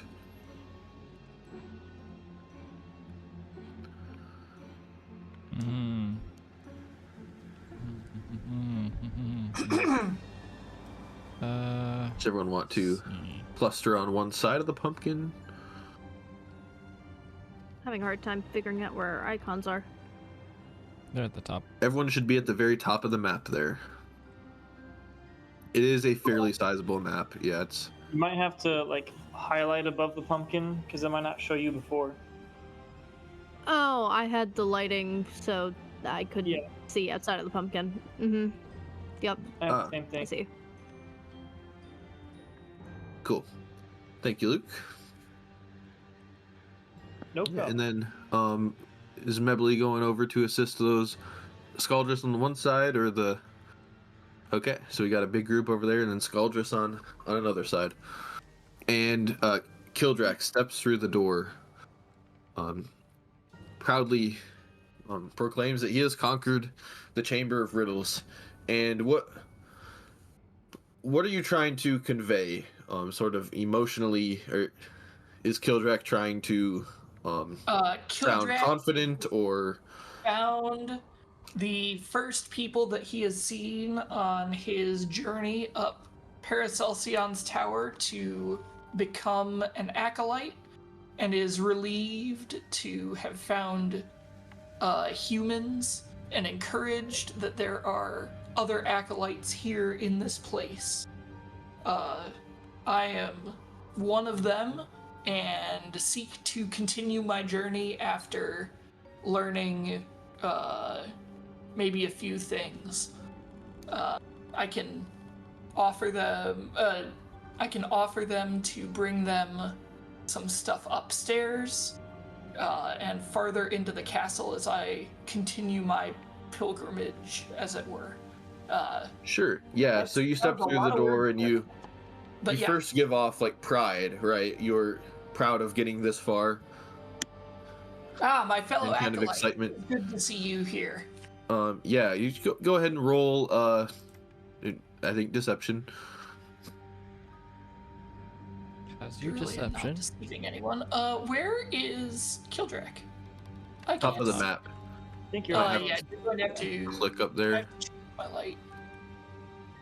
How do I change my light so I can see whom? You just need to select him. You just highlight over the pumpkin. Like, just grab at random There she air. is. All right, Got it. got it. Okay.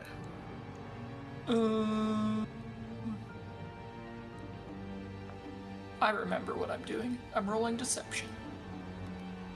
Ooh. Dirty 20. Nice. All right.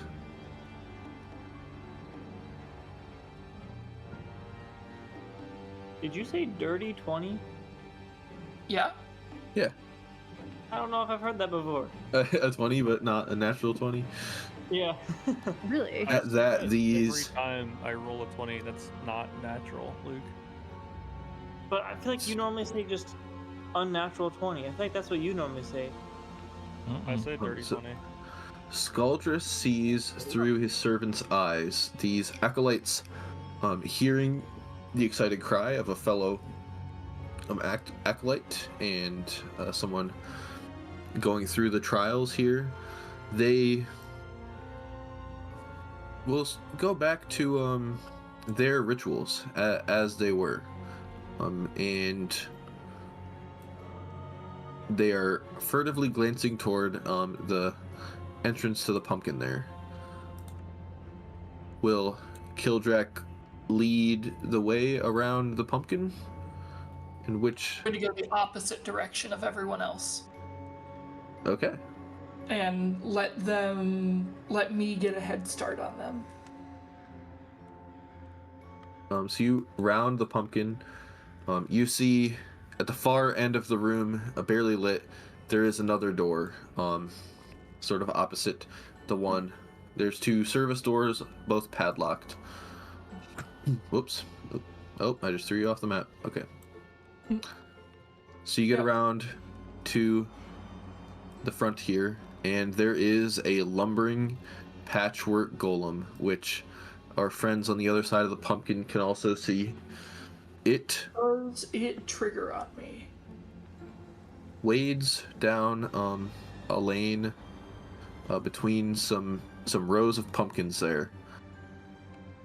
It seems to perceive that you are there and continues as it was.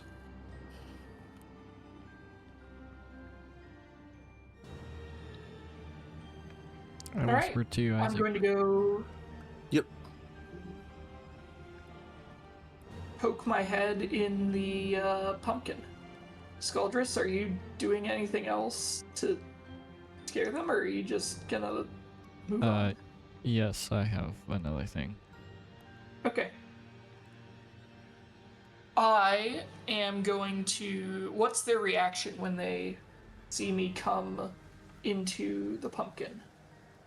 Yeah, so you see this gouged out entryway into this the shell of this ginormous pumpkin. There's a smashed sort of entry, so you could cross over it as if it were difficult terrain. When you come That within bodes well sight, for me activating later.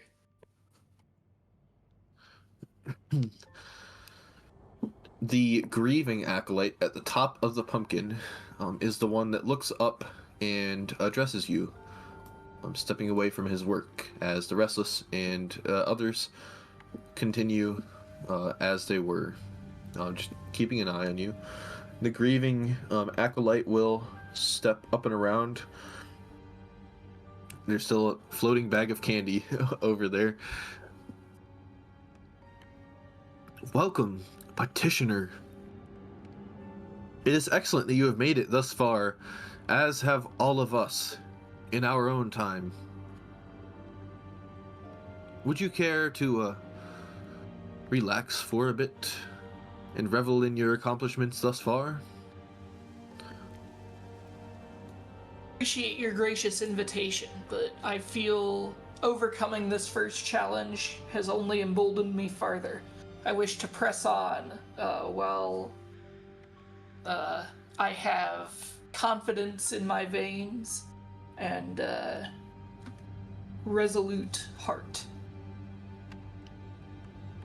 It would greatly aid me on the path if you could give me perhaps a hint at what is to come. Or is there something that I might do for you? Do you require a message or anything to be delivered up further in this castle as as you can see, am traveling that way? Beneath the mask, this acolyte smiles and says, You are braver than most who come through here. Unfortunately, Sojourner, both of the doors out of our chamber are currently locked. You could wait here with us until one of the doors open, or you could retread the road you have came so far and try another path.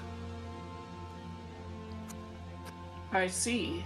It seems then that yet another trial awaits me here. With your permission, might I go investigate these doors? I assume that you, as fellow acolytes, have done so. Are the doors locked to you, or are they locked solely to myself as a form of testing me yet again? With a knowing smile, raised slightly more on the right side than the left, the acolyte responds simply, The doors are locked. As you said, if you wish to be of use to us, you could join us in our brewing in this great pumpkin of ours. All right. How Say, much? Sojourner, come you here alone? That would be a most impressive feat. Indeed, though I must say that I was aided greatly by others who are not here at this moment. The trek thus far has been a solitary one. You can imagine that I am most grateful to meet something else in this entire place with which I may have a two-sided conversation. The robotic arms may make fine companions, though surely not great conversation partners. How much of this can people inside here hear?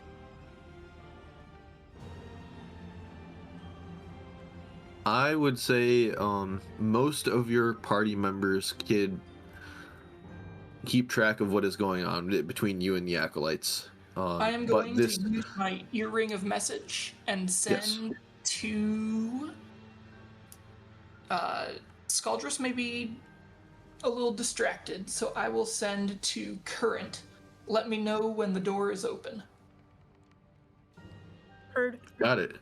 And yeah, at this point, I would like everyone in the party, including Simuleek, to roll stealth with advantage.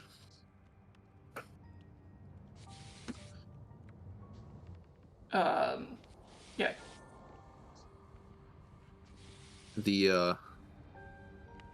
The acolytes are going to try and perceive if there is anyone besides Kildrak in here, and I will let you know I hate that so much. the difficulty of this is above 10. I'll change the sound for the new campaign, but I'm gonna leave it for now because I keep forgetting about it and it keeps cracking me up. I don't even know what it is because I have all the extra dice stuff turned off. Do you know the meme video on YouTube of the pufferfish getting fed a carrot and it goes, oh? Oh, okay. Yeah. Uh-huh. It's Okay. really not that bad, but it throws me for a loop every time. So yeah, I think we need dexterity or stealth from Scaldrus and Mebley still with advantage.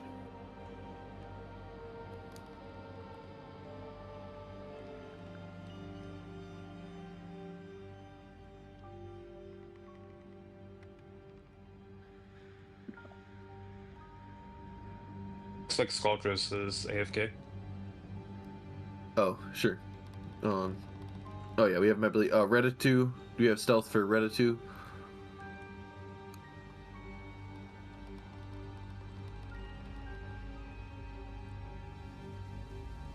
Okay, alright. Cool. Sorry, my computer is being a little slow. No worries. Me, not the computer. As you guys hunker down behind the pumpkin, there is a large group of you, and the terrain is uneven. Simuleek hunkers down, and his butt presses against a very large leaf that sort of crackles slightly. And Kildrak,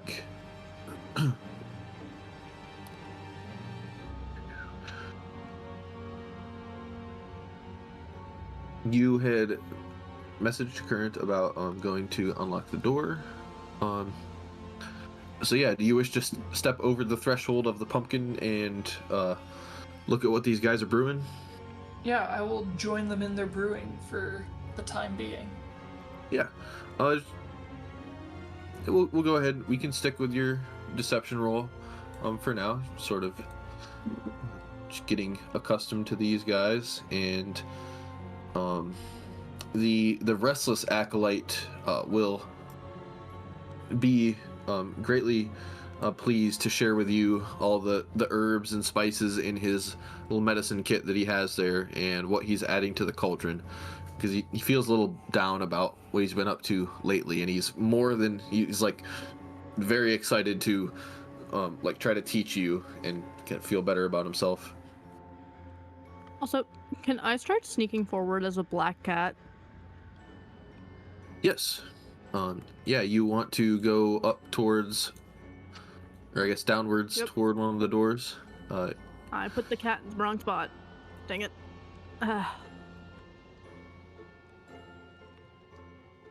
Struggle. Alright. So cats. Yep. Okay. Just plus I think they 4 have on a stealth advantage thing. Yeah. Go ahead and But yeah, not roll dark vision for some unknown reason. another Dark vision to stealth. 60 feet. It's on the stat block. Oh, did they? Yeah. Stealth with advantage, with a +4 for your cat form, and yeah, go ahead and proceed your 40. Yeah, we'll say 40 feet. I'll put Current in the top left corner of the map for now. Yep. Right, so that's a 17 plus 4. Okay. All right. So where do I get to? Like, Yeah, proceed here? 40 feet. That was a total guess. I have no idea. So you can go up to there, a couple more squares, and then, are you trying to wrap around the pumpkin or? Basically, yeah. Okay, yeah. Go ahead and you can wrap around the pumpkin as much as you want, and not more than 40 feet there. But that the lip of the pumpkin is high enough that you don't really have to worry about the acolytes perceiving you. There's just that patchwork golem lumbering through the patch. Alright. Okay. Sounds good. What is the rest of the party doing at this moment? Kildrak, would you accompany the restless one over at the fire for the meantime? Yeah, I don't know much about whatever the heck they're doing over here. I will try to absorb whatever information they tell me, and I am good at following instructions. Okay. Yeah.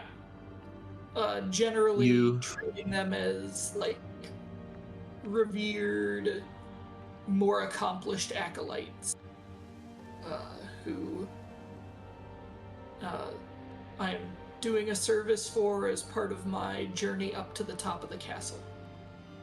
Makes sense.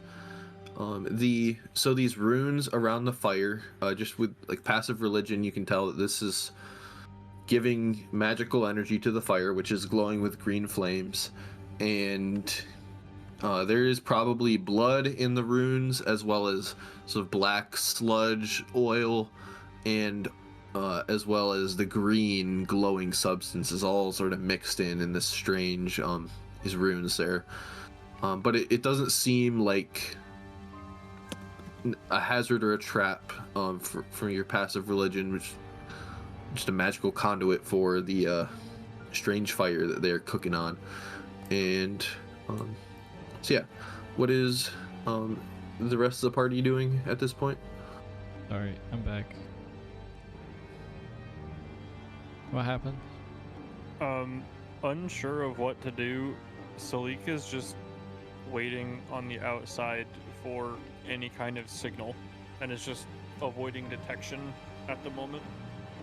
There is a locked door that we need to go get open, and I'm holding people down so that you can go take a look at it. Yeah. So, like, Mebly, it would be helpful if you went with Current. Salik, it might be magical in nature. Oh, well, I don't have anything to help with that unless it's straight up an Arcana check. Okay. Mebly, Current, go look at the door. Tell us what's up. I think I'm hanging back to see if you will need help fighting your way out. I think that's what I'm doing. All of my stuff is like necromantic or fighting. What door am I looking at? So at the bottom of the map, there's a couple doors. Oh, I can't zoom out that far. Okay. I will start heading down to the bottom of the map then. Oh. All right, yeah, So you can go ahead and move another 40 feet, Nina. What is the... Okay, Mebly's moving up. Okay, yeah. thank you. I'm trying to find Scoldress. I can't. Oh, I'm on the. He is right on side. the other side of the pumpkin. Whoa. I'm gonna move you back. Whoa. I'm gonna move you back to the other side of the pumpkin, Tom. But yeah, Scaldress is on the other side of the pumpkin there from you. I have moved 40 feet southward. Yes, you are so small when I am zoomed out on there. Perfect. So yeah, Scaldress, Salik, and Redatu. Did you say Salik is just chilling, or did you want to advance forward behind Mebly there? No, just standing by near Kildrak to help out in case they're like, wait a minute, you're not an acolyte, I'ma kill you. Okay. Redatu, Mebly's advancing, and Current slunk away as a cat. I think I'll kind of do the same thing as Salik, try to be his buddy, and so that we can help pair up with Killjack or something funky goes down. But I'll probably move up like a little bit, but not like away from him really. I'll just like go, yeah, like that or so. Okay. And then Scaldress. Yep. I'm going to. Oh, I'm gonna move around, but I'm gonna try to like. I need to move around enough to try to see in. And.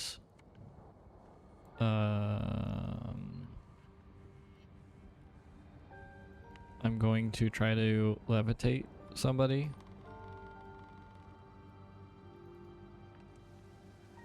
Probably the person closest to the bag.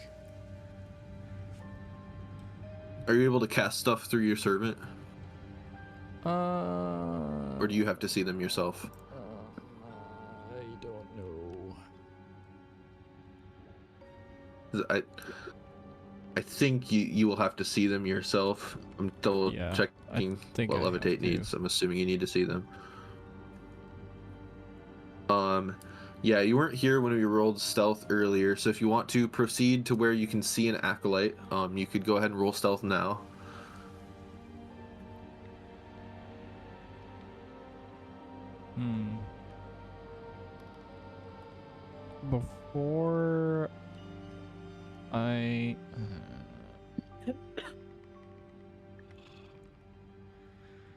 Before I move, I'm gonna have the bag be a little bit more angry, like shaking up and down and like going at the guy or the person closest, like open bagged, like it's frustrated that they didn't get any candy. Okay, go ahead and make a dexterity attack. Just a dexterity? Yeah, just dexterity. Ability check or? Yeah, an ability check basically be the equivalent. Okay. Oh my gosh. As you the grieving acolyte there next to the bag was turning towards its companions there, and his right hand is just hanging out at his side. Your unseen servant can thrust the bag up and around the hand of that acolyte. Go ahead and, as you are doing this, I would like you to roll 2 D100s for me.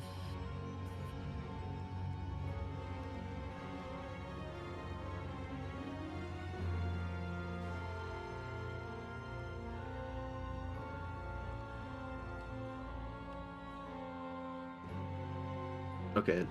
Oh my gosh. 94 and a 51.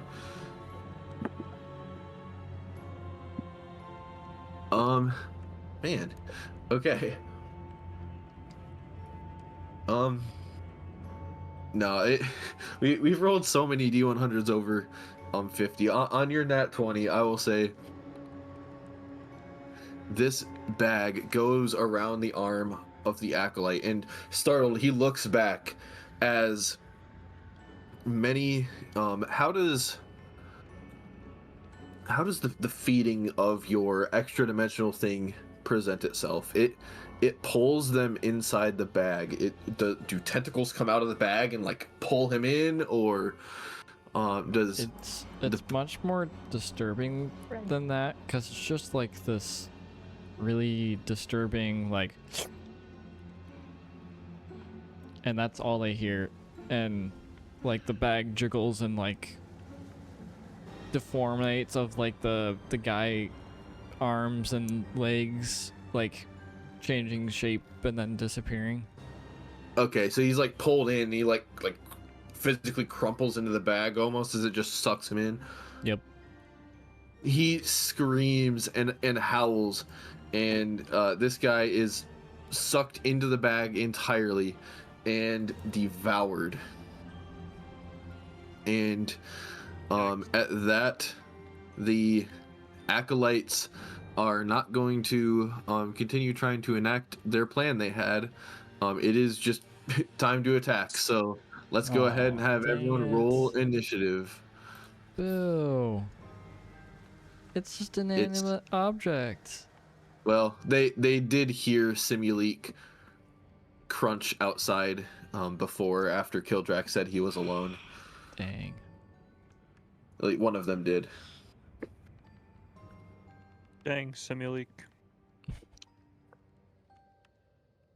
Dang. He got like a 12 or a 13. He was so close to Yeah, 12. beating the they had a 13 or a 14. It was very close Jeez. to him getting past all of their perception rolls. Colonel, I'm trying to sneak around, but I'm dummy thick, and the clack of my tail feathers alerts the guards. No, the tail feathers. Tail feathers. And yeah, Josh already said that he was stepping away for a second. This is a great time to go ahead and take a short. Doesn't sound good. No. Okay, so All you've 3 got times were at night also, which was great. I'm back. Probably high. No sleep. That's just less likely at Cedarville. Not So impossible, but less likely. Scaldrus sent out his bag of devouring and engulfed the arm of one of these acolytes, and the bag immediately devoured that person, sucking it into the mouth of the bag that almost doesn't seem like it's big enough to suck a person in a horrific display. Immediately, the restless acolyte standing by Kildrak points accusingly at him. You liar! You did not come alone. And you see the acolytes are preparing to cast some spells. Mebley, you see this action as you moved up close there, and behind you there's this large patchwork golem that, at the call of the acolyte, seems hostile. So you are first to act, Mebley. My bow. I say in character, Scaldrus, you really love sucking people off. Gosh. Oh?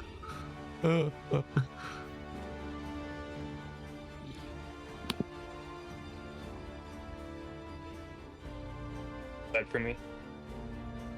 What's that? I assume the golem is in clear sight of me. Or is he... Like, do I have a direct shot at him? Where's the door again? All of this where you can see through, that is, so you can see those two, the tense and the pessimistic ones.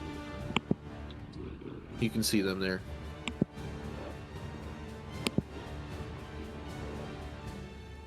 Hit the golem with my bow. All right, go ahead and make a bow attack at the golem.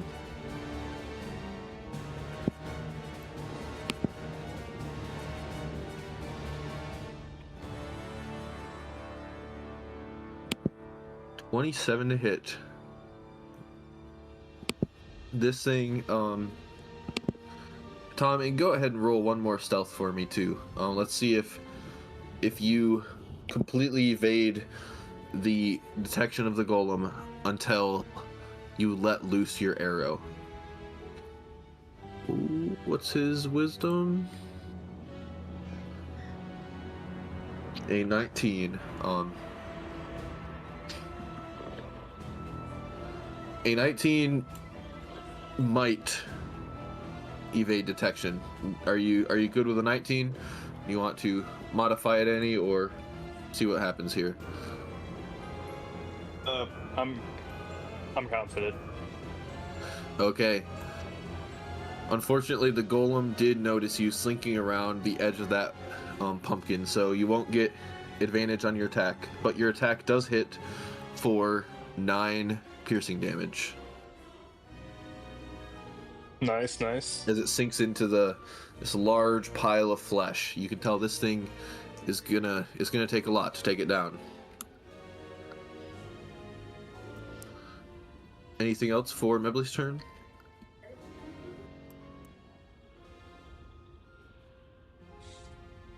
Use reaction to dash and offhand? Question mark. You can offhand if you make another melee attack, but not after making a bow attack. Gotcha. I keep forgetting that. Yep. Yeah. No Nah, I'm good. worries. Okay. You hang out there, and following up your turn is Current, next to act. In cat form, slinking amongst a line of pumpkins down there.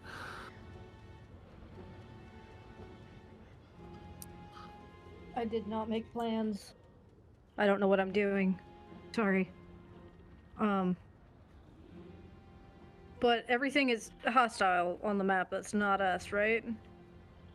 That is a fair assessment of the situation. Right. Then...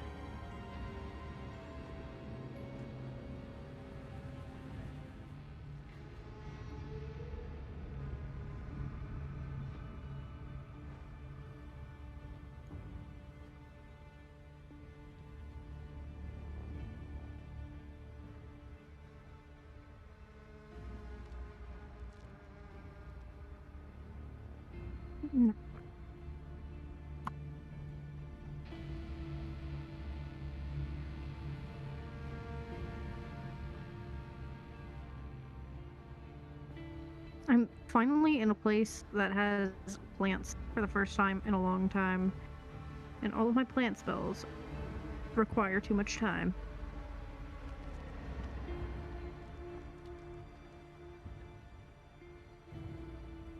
Oh wait, what's this one?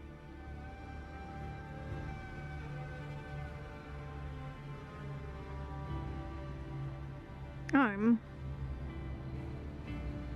gonna cast Wrath of Nature. Oh, right boy. there.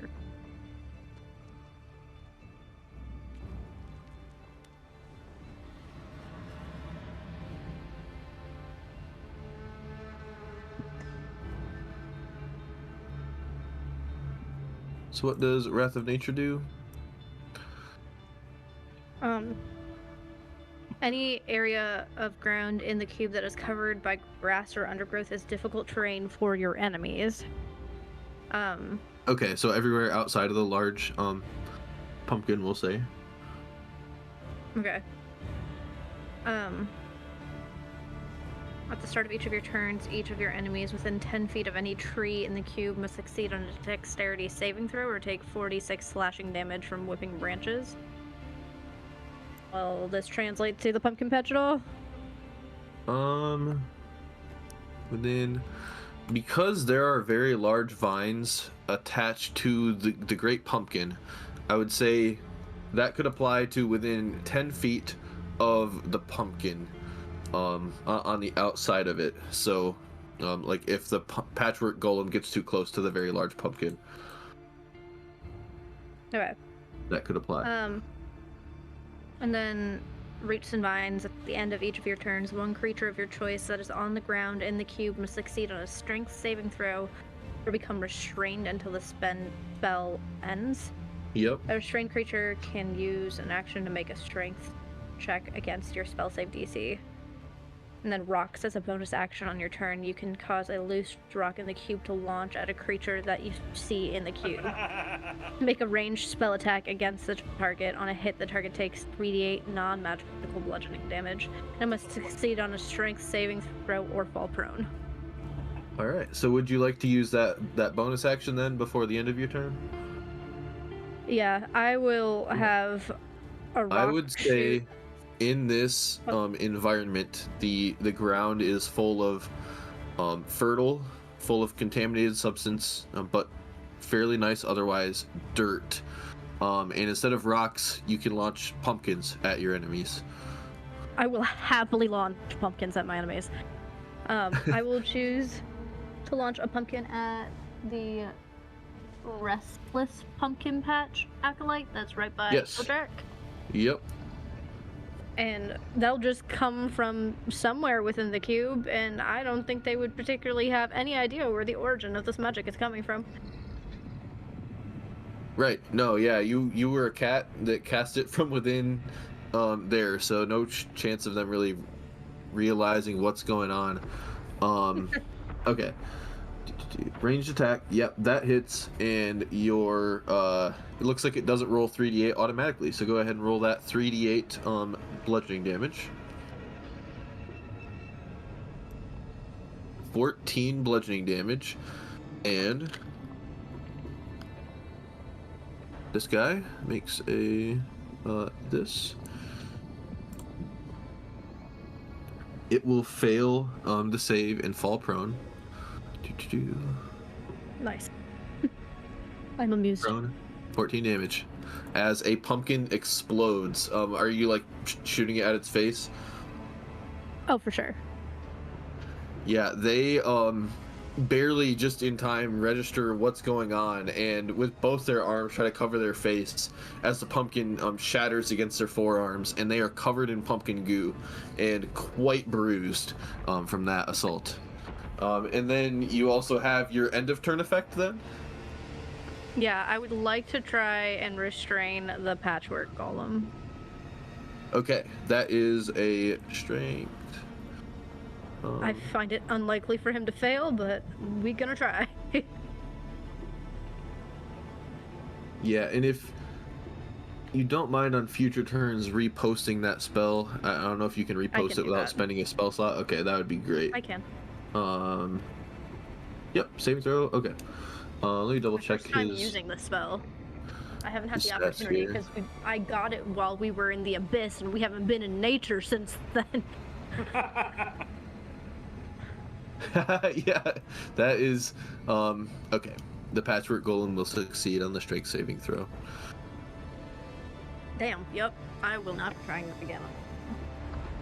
Okay. Scaldress is up next. Cool.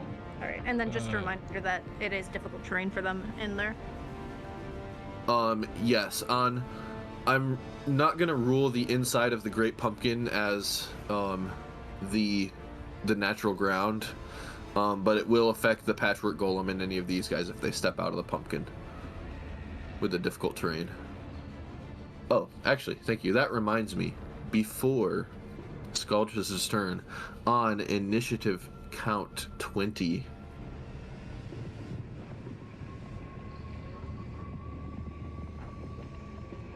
At this point,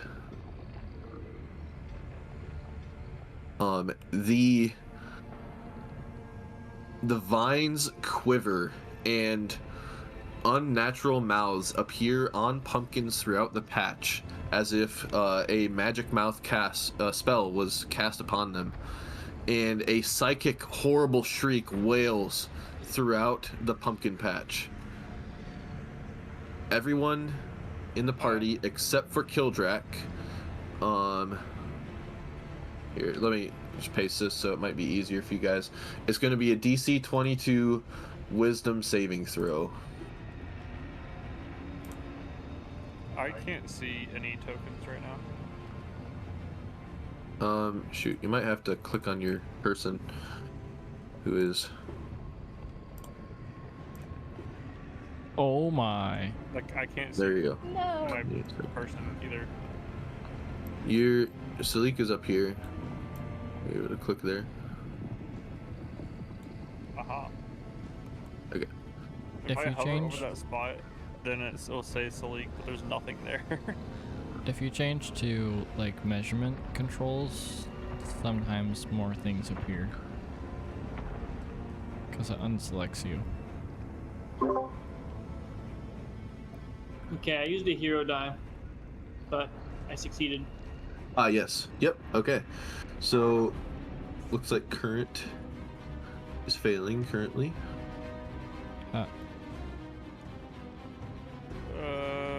Me and Malik are cooked. All right. So everyone who fails, that is 28 psychic damage, and you will be frightened until the end of your next turn. Well, I am no longer a cat.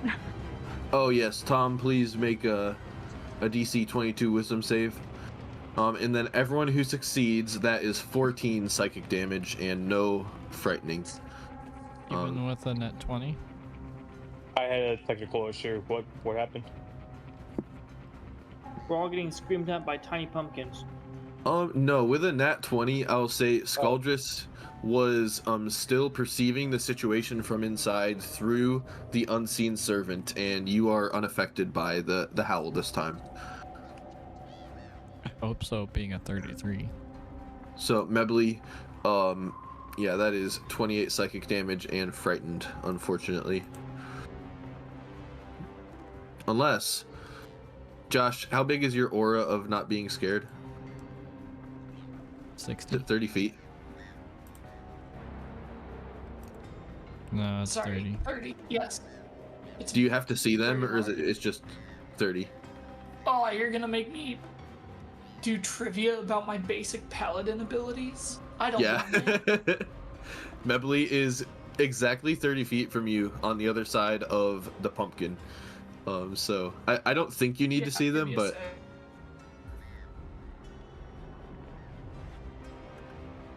I know that there's a condition that I have to be conscious.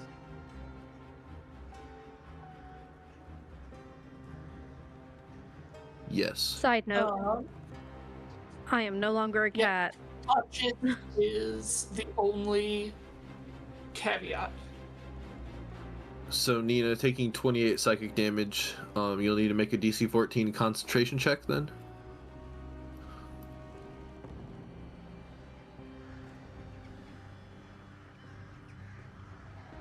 Hey, I'm dumb and I don't remember what stat that is. Is this Constitution? Yes. Yeah, Yes. con, and you make it with advantage. Ah, yes. It's been a while. It just says increases by 30 No. feet. Dang, Come so on. Yeah, the aura doesn't specify sight. Yeah, no. I'm Unfortunately, no longer concentrating. yeah, you lose that spell as the pumpkins are moving on their own. Okay, so Mebly is not frightened, but still takes a 48, 28, and we continue. It is now Scaldrus's turn. Nice. Oh,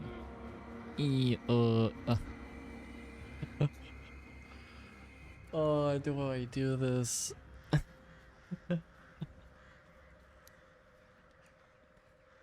Intimidate them to put their hand back into the bag? That would be so mean. I mean, they saw one of the four of them get sucked into the bag. You would have to convince them very hard to even come close to that thing. Just roll another net 20. if that's what you want to do. Let's see. I'll keep moving forward.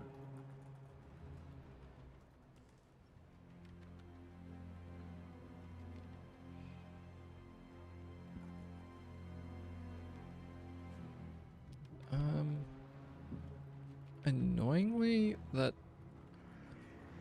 I can't do anything else, so I will try to intimidate them to put their hand back into the bag.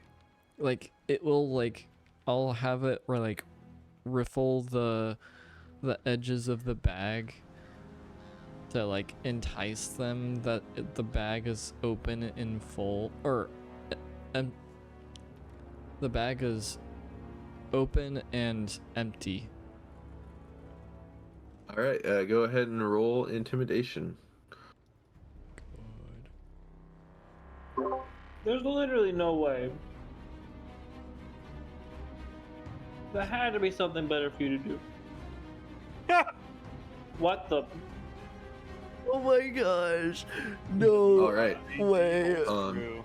So we will have to wait until their turn to see the result of that check. So for now, before Reditu's turn, I was going to ask Reditu and Witchblade, you were staying back, being very cautious. Would you have prepared a ranged attack against the golem you could see in case something occurred, like what happened. If you have like a most ranged likely, cantrip. Guiding, yeah. I have my classic mockery that I could probably just. Yeah, not knowing exactly when something might go amiss, I figured you might have a cantrip prepared. So mockery, what is your DC on that saving throw, Luke?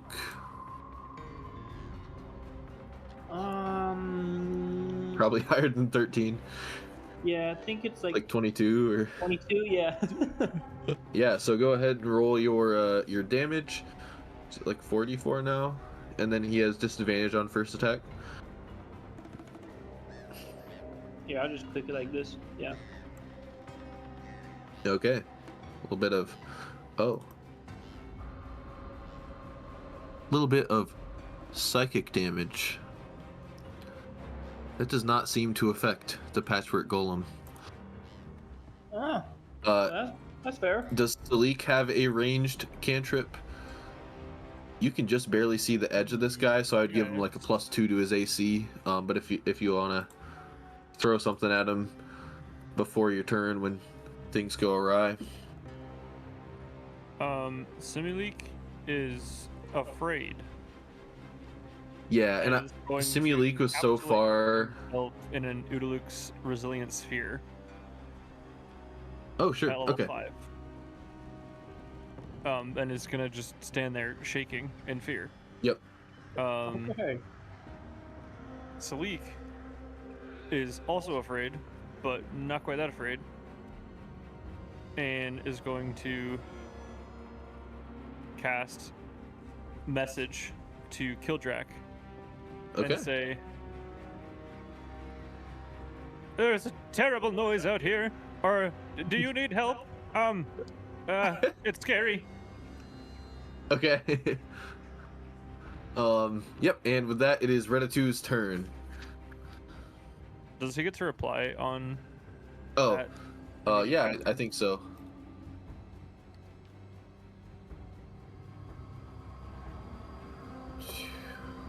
Can reply, yeah, reply- Josh would kill Drek. The reply is kill the golem. Oh, okay.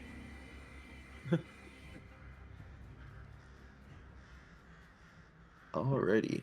I believe the range on spiritual weapon is like 60 or 90, something like that. Yeah, for where it you should be 60, place it. which I think Yeah. is like the edge of right here. Oh, what the heck just happened? I just dragged out a loot for you. Oh, okay, I was doing it at the same time. Oh, Okay, nice, cool. but yeah, unfortunately, it looks like Oh, that so close. attack will glance off of his hide,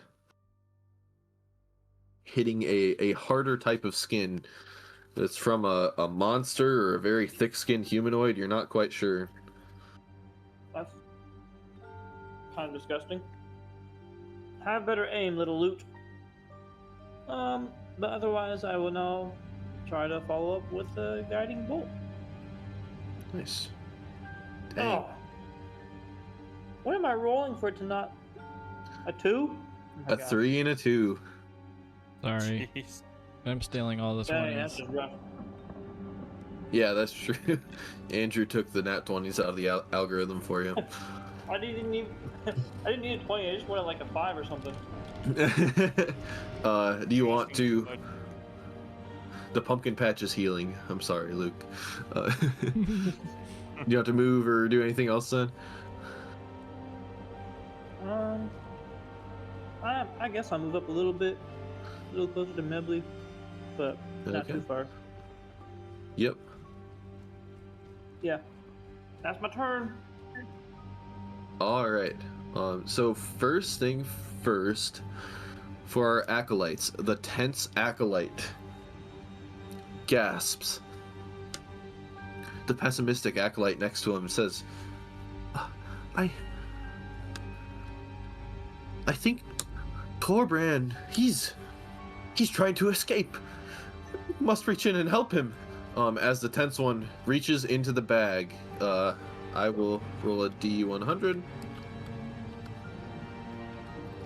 The tense acolyte is similarly sucked into the bag and consumed. Heck yes. This is kind of crazy. No! Beast fight. No! Corbin! Not you too! And the one by the fire next to Kildrak stands up from his prone position and says, "Yeah, Forran, you buffoon! Focus on the intruder!" Kildrak, the acolyte in front of you will step away from Kildrak there. Actually, that was probably really stupid, but he's doing it. He's not very smart.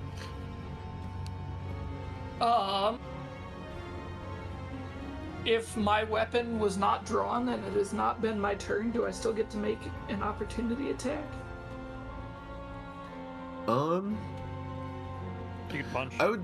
Your deception was quite high. I would say go ahead and just roll like sleight of hand or straight dexterity, for situational awareness, and being able to pull out your hammer, from your deceptive state going into battle mode here.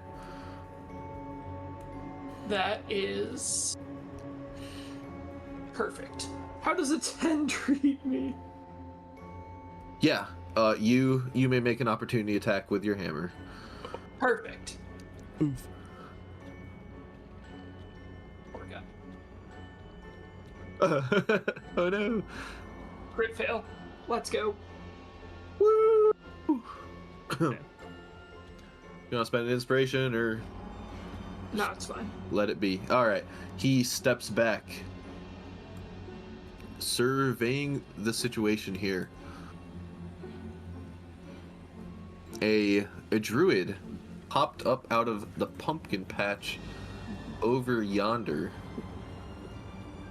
Yeah, no, he is a certified idiot. Evaluating his options, reaching out through the weave, he realizes he must be closer to current to do what he needs to do. He steps back within melee range of Kildrak and goes to cast Hold Person on Kildrak and current. That's DC 16 Wisdom save on Kildrak and current.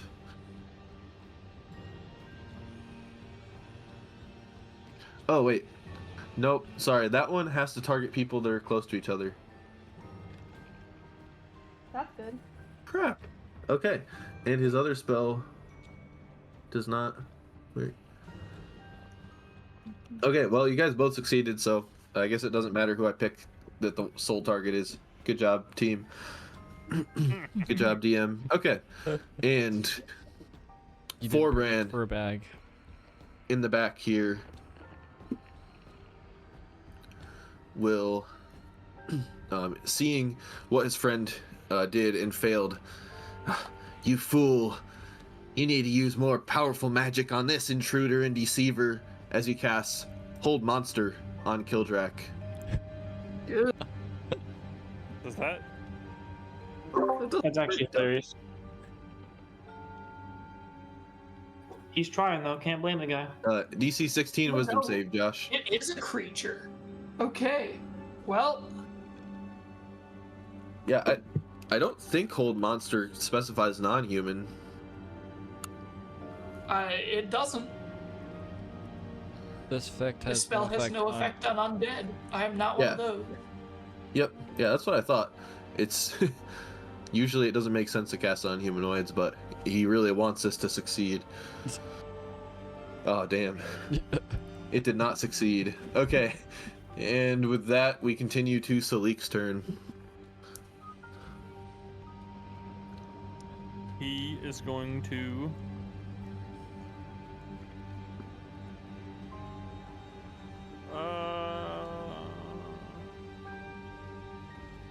Yeah, he's gonna do it himself.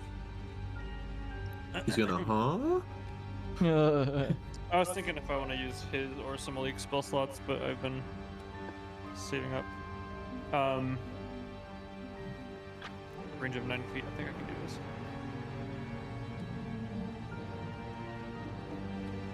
squirming and writhing at the Huh? feet of the golem. Ebony tentacles erupt out. I don't know where I just placed that. And they're gonna wrap around the legs I don't know. of the construct. Yep. Okay. Please measure 10. Hey, be nice. There we go. So it does a DC 22 dexterity saving throw. It will fail the dex save. So only 9 bludgeoning, but he is restrained. Dang. Restrained. Yeah, that is brutal. Now, can someone in Odaluk's Resilient Sphere cast a spell? Because it says Let's nothing can pass. read spell.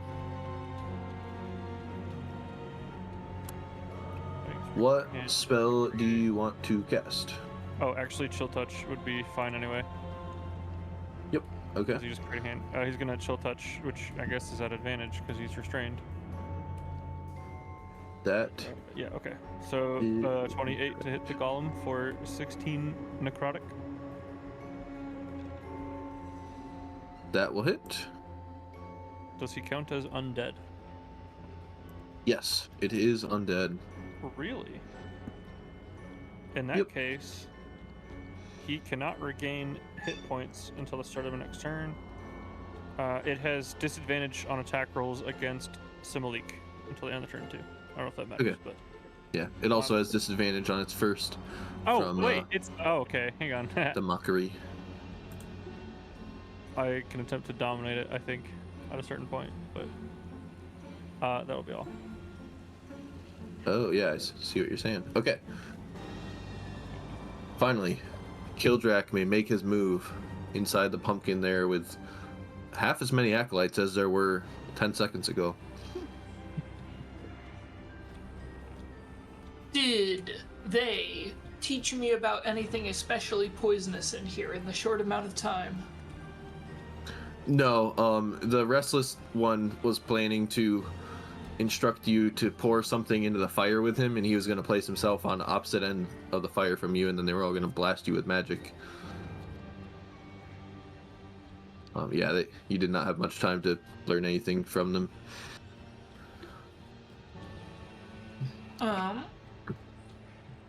Is there a shelf somewhere with a large number of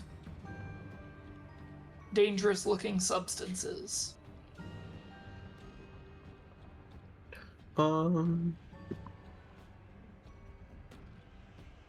Yeah,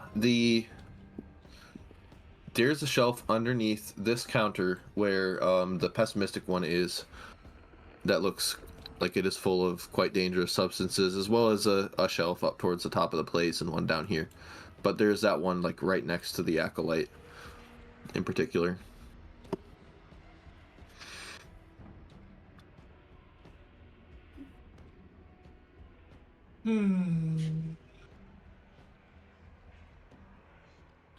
I'm guessing that if the shelf is low, I am not confident in my ability to just kind of sweep my weapon and get any good contact on this guy, so I will stick with trying to murder him with my hammer. All right. Bummer.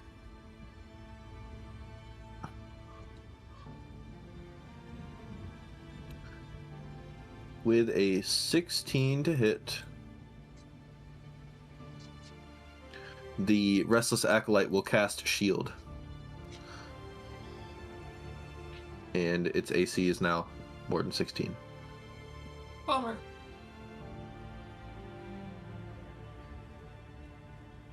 Well, I get my second attack.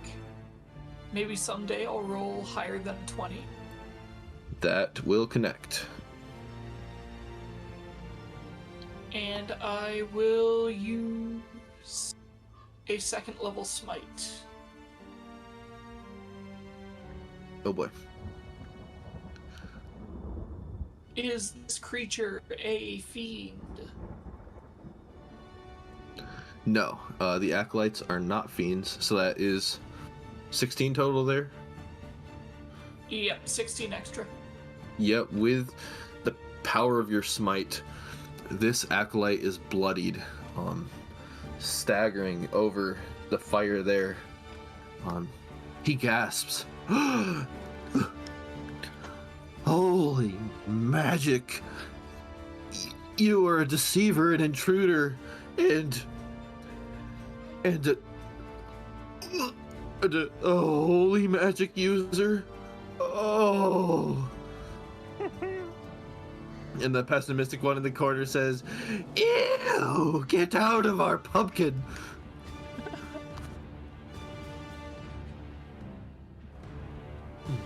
Was that was your second and That's it, final yeah. swing there? Okay. Finally, on initiative count 2, the Patchwork Golem is restrained. Thankfully for the Golem, there are pumpkins nearby, and it has in its sights Current, Kildrak, Mebly, Redatu. Solid. Okay.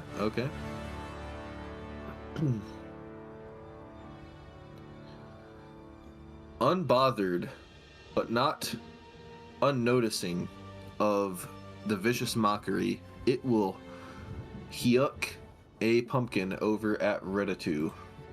What was that word? Hyuk. Yuck. Yuck. Yuck. Murder. With disadvantage, a 25 to hit. That's a disadvantage? That's crazy. Oh shit, what the hell? Wow. What the fuck? That hits. That's to me, right? Yeah, that is to Redatu. Okay. And that's supposed to be poison damage, not fire damage. But yeah. 42 bludgeoning plus 24 fire or poison damage. Gotcha. Is that a current or Reddick 2? I'm confused. That's Retta sort two. of me. Oh, my bad. So yeah, okay. I guess I'll just take it. Okay. Don't. And blasting multiple of the targets in the vicinity, it chucks its next pumpkin at Kildrak. A 25 to hit. Oh my. Ah, he's consistent.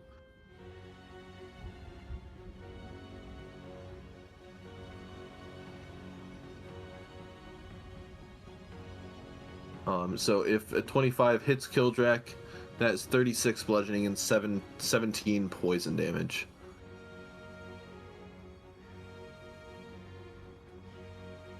He is muted. He may have. Sorry, did you say stepped away. Kildrak? Oh. That Yep, thing he is chucking a pumpkin at me? a pumpkin into the hut there. 25 to hit. Yeah, 25 hits. Yep, 36 bludgeoning and 17 poison. And that is its turn. I resist poison, but we'll take all the bludgeoning. Okay. Mebly, we are up at the top of initiative. You, if you want to continue attacking the Patchwork Golem, it is restrained. You automatically have advantage and will get sneak attack if you wish to hit that one. Yep, sounds like the plan. Might as well put him out of his misery. Dang. Yep, 23. Go ahead and roll your attack roll one more time. Make sure you don't crit on him. All right. So, solid 44 damage.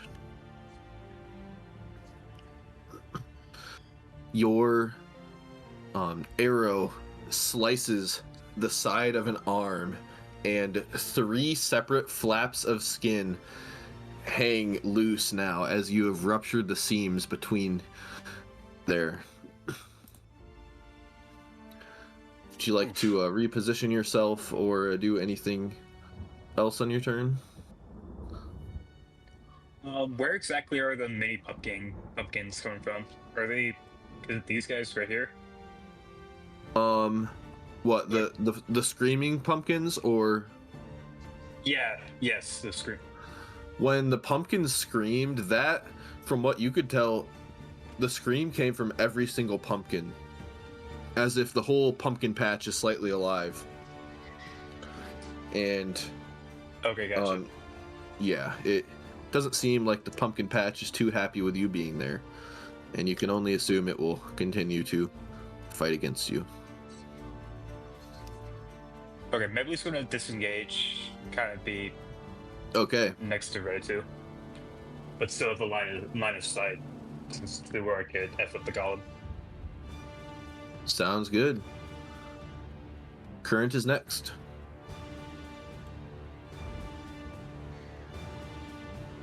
All right.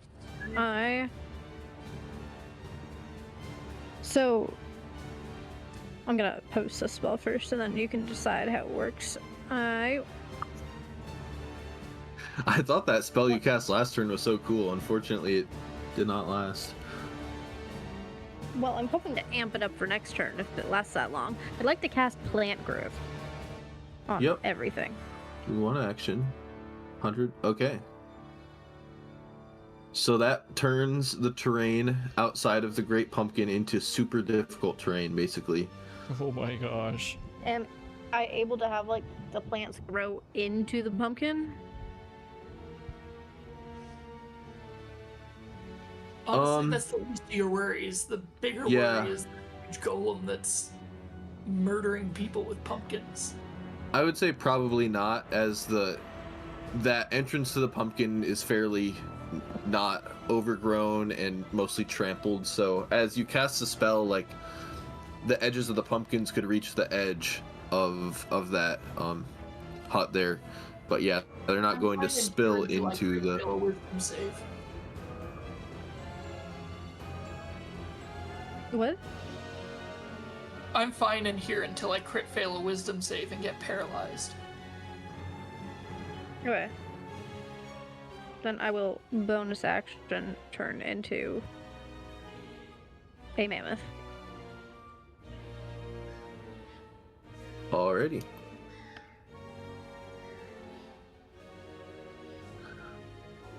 I'll just move current up to the top corner of the map again. And you are a mammoth.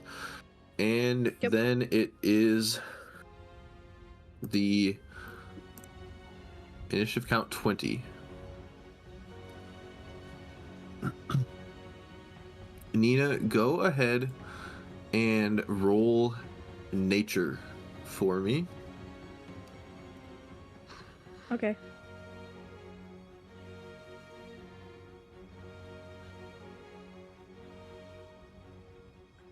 Forgot I'm not proficient in nature.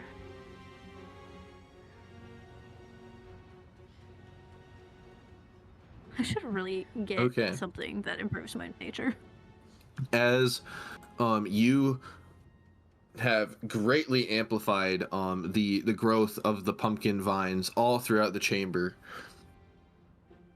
you feel that the pumpkin patch is going to retaliate against your presence once again, and by holding control of your spell and the growth of the pumpkins, you ensure that your plant growth spell will not amplify the effects of what is about to happen. As the pumpkins, let's go ahead and roll this. Okay. This large pumpkin by Mebly and Redditu detonates. And in a 20-foot radius there, you two will need to make a dexterity saving throw. I will paste it into here.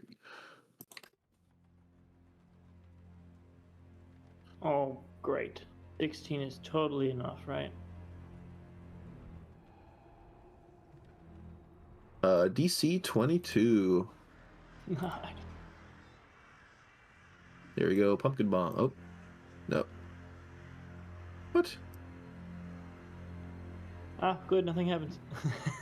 Yeah. Let me try that again. Okay, that time it worked.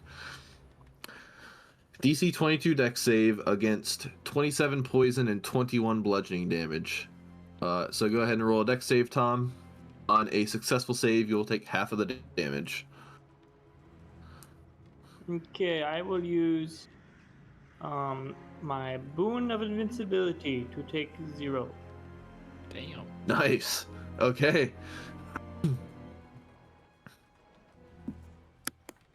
Very clutch there. And Mebley on the dex save completely avoids the explosion, taking nothing as well. Huzzah! And it is Scaldrus' turn. Yes. Just do it again.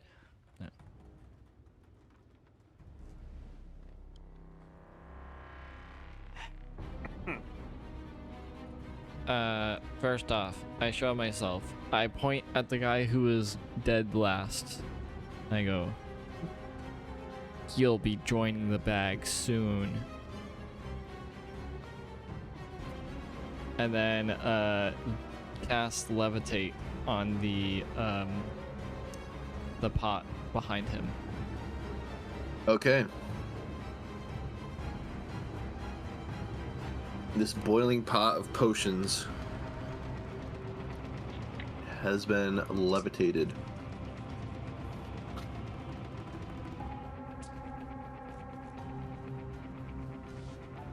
And so levitate, and then is it just a direct levitate?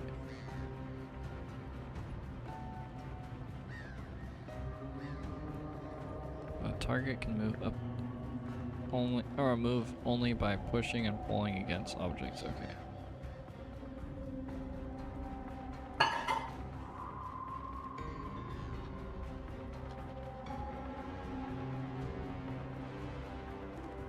Okay. So are you going to have it like spill onto this guy? Yes. So go ahead and first, could you roll a D100 for me? Man, I'm rolling so many of these.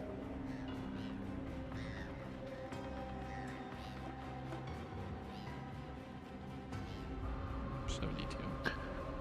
72. Okay.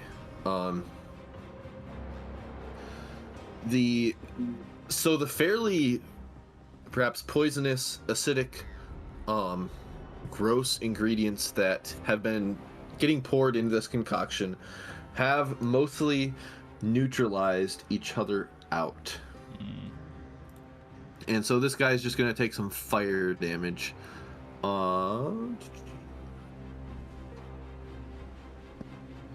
Andrew, go ahead and roll 12d8s of fire damage. 12 d8.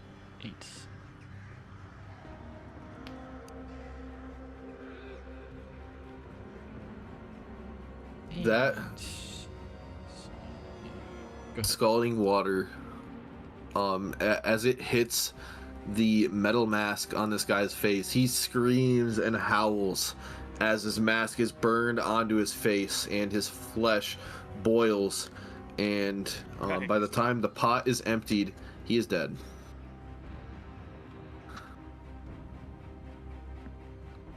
Let's see. I used 20 feet. I wonder if we should have used that on the golem instead.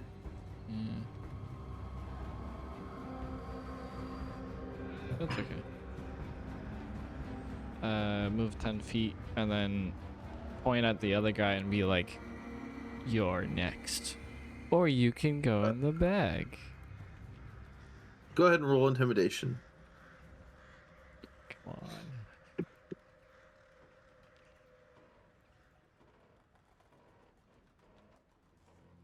Yeah, 17.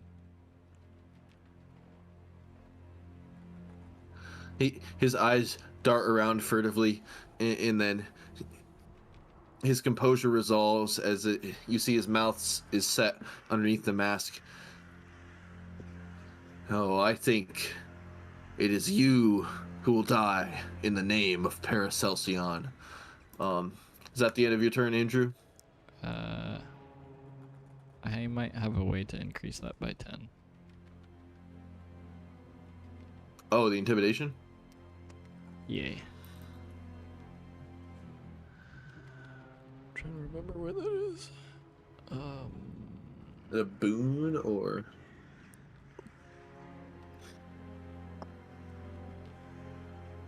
It's a 10, a D10.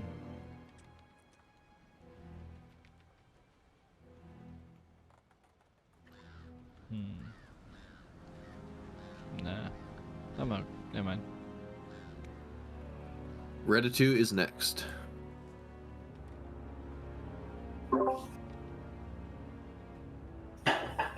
Alright, is it my turn again? Yep. Okay. Well, we know the Vicious Mockery doesn't really do anything against this golem dude. He is at least restrained next to your weapon there. Use your weapon, that's true. I'm gonna thwack him with my loot. Or at least I'm gonna try. Maybe if it, yep, there we go. Ooh, that's better.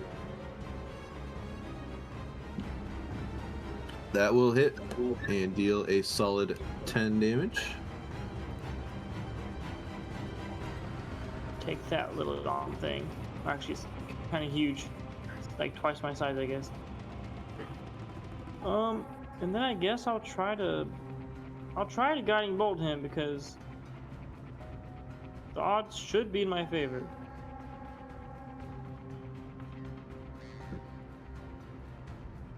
Whoa. Ooh, hey, that was a very good favor. A natural 20. 47? Okay.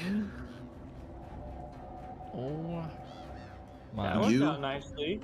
You blast him right in the neck, and the stitches along one whole side of his neck burst. He takes 47 radiant damage and is glowing, and his head is lagging, it leaning to one side now. Got him. That's a good way to end my turn, I guess. All right. So we move to the sole acolyte that has survived the solid 1.5 rounds of combat here. Sorry, not sorry. Let's see here.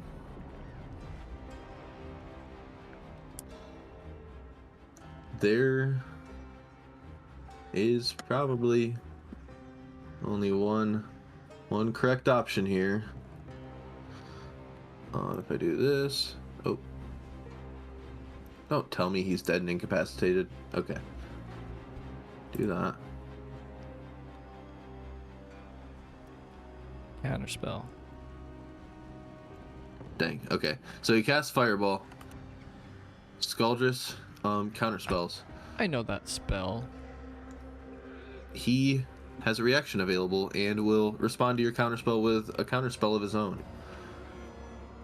Anybody What else level is your range? counterspell? 5th. Okay. So he has to make a DC 15 charisma check here. Simile is gonna counter the counter. Just because it's What? funny. Okay, there's no way Simule can see what's going on inside the pumpkin. Yeah, you have to see. Damn it. Okay, he Yeah. fails his check and is unsuccessful in countering Scaldress's counterspell as he goes to cast the fireball, which Scaldress is very, very familiar with. You want to burn? I can make you burn. He scowls and instead of running around, he will clamber over the counter here and crouch behind a bed, ready to prepare his next attack. And it is Salik's turn. Oh, I think we're probably just gonna double chill touch. Oh no! Wait. The leak.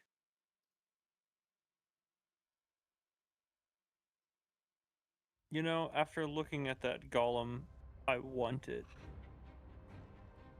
It has to make a. Let me see. It makes a DC 22 charisma saving throw. Okay. Oh.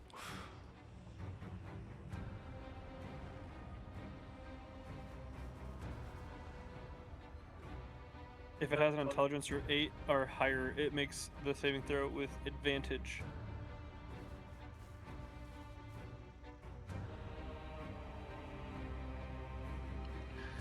It is going to it will fail a DC 22 charisma saving throw. But as you start to gain control of it, you see its feet dig into the soft black soil, and the pumpkins within 30 feet of it, all of the vines grow black and desiccated as it sucks power from the pumpkin patch to resist your control. Huh. Yeah, it is going to use a legendary resistance. Simalik? Can Simalik? He's going to do the same thing. Okay. The way this is worded, it's technically a different application of the same effect.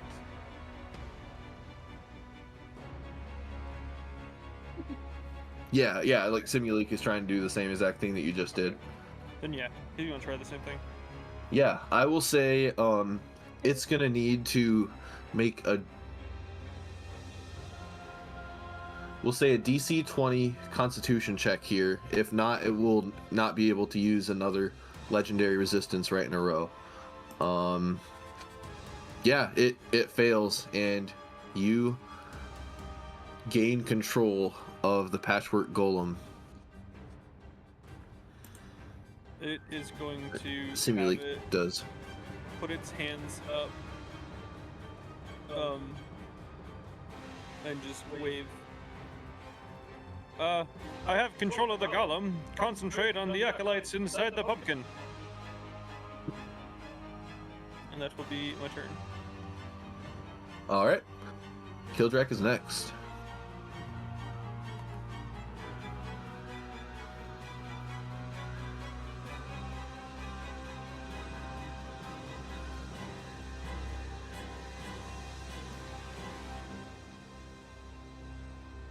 Mr. Kildrak is muted. Mr. Kildrak is muted. Good job.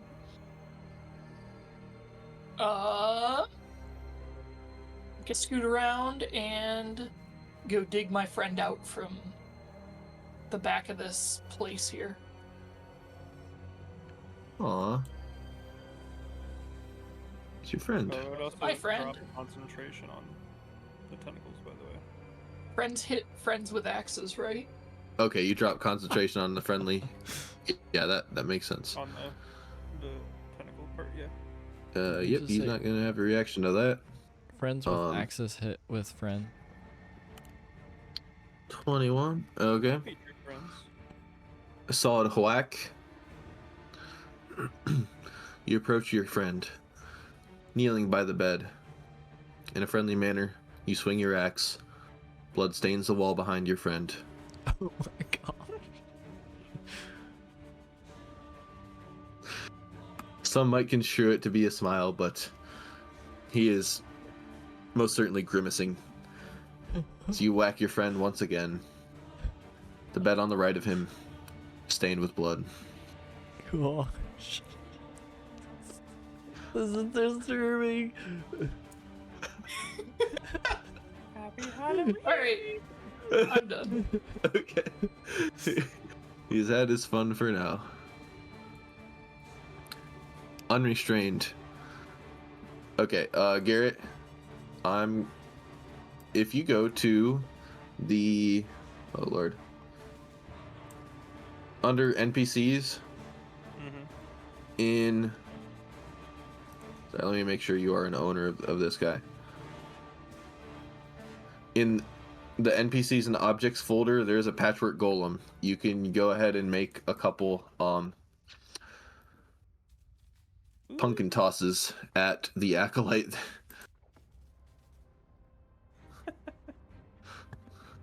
He's, he might die to flying pumpkins here. Oh my gosh. It's some high damage. Oh my gosh, it does a lot of. I didn't realize that. 23 to hit with a pumpkin. Yep. Twill hit. Instead of the pumpkin, can he throw the spiritual weapon just cuz? Is Ratatouille fine with that?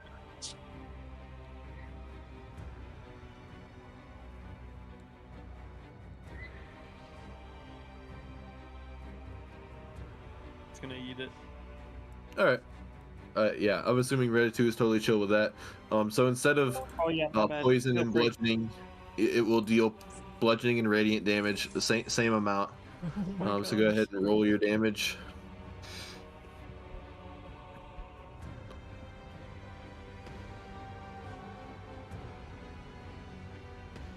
Oh my gosh. Okay, there you go. Okay. Yeah, 45 bludgeoning and 26 radiant. Yep. Kildrak, your friend grimacing in front of you. His head whips to the side as a flying loot smacks him in the side of the mask. And it makes Teeth. a twang. Fly across the bed, as well as blood to the other side of him. Yeah, a beautiful twang comes out of the spiritually summoned loot, and your little friend there crumples to the floor, lifeless. His head caved in a little bit. That's not how you play a lute. And I think that is a good spot to end the session.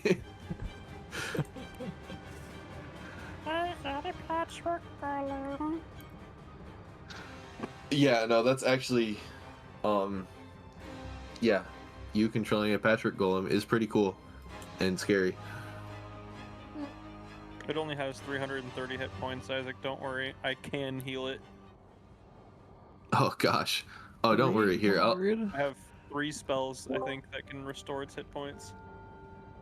That's crazy. I mean, awesome, but kind of crazy.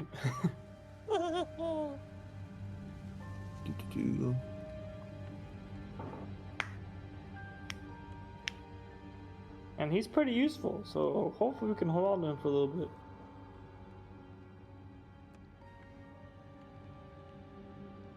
bit. Confirming if we're done, Isaac.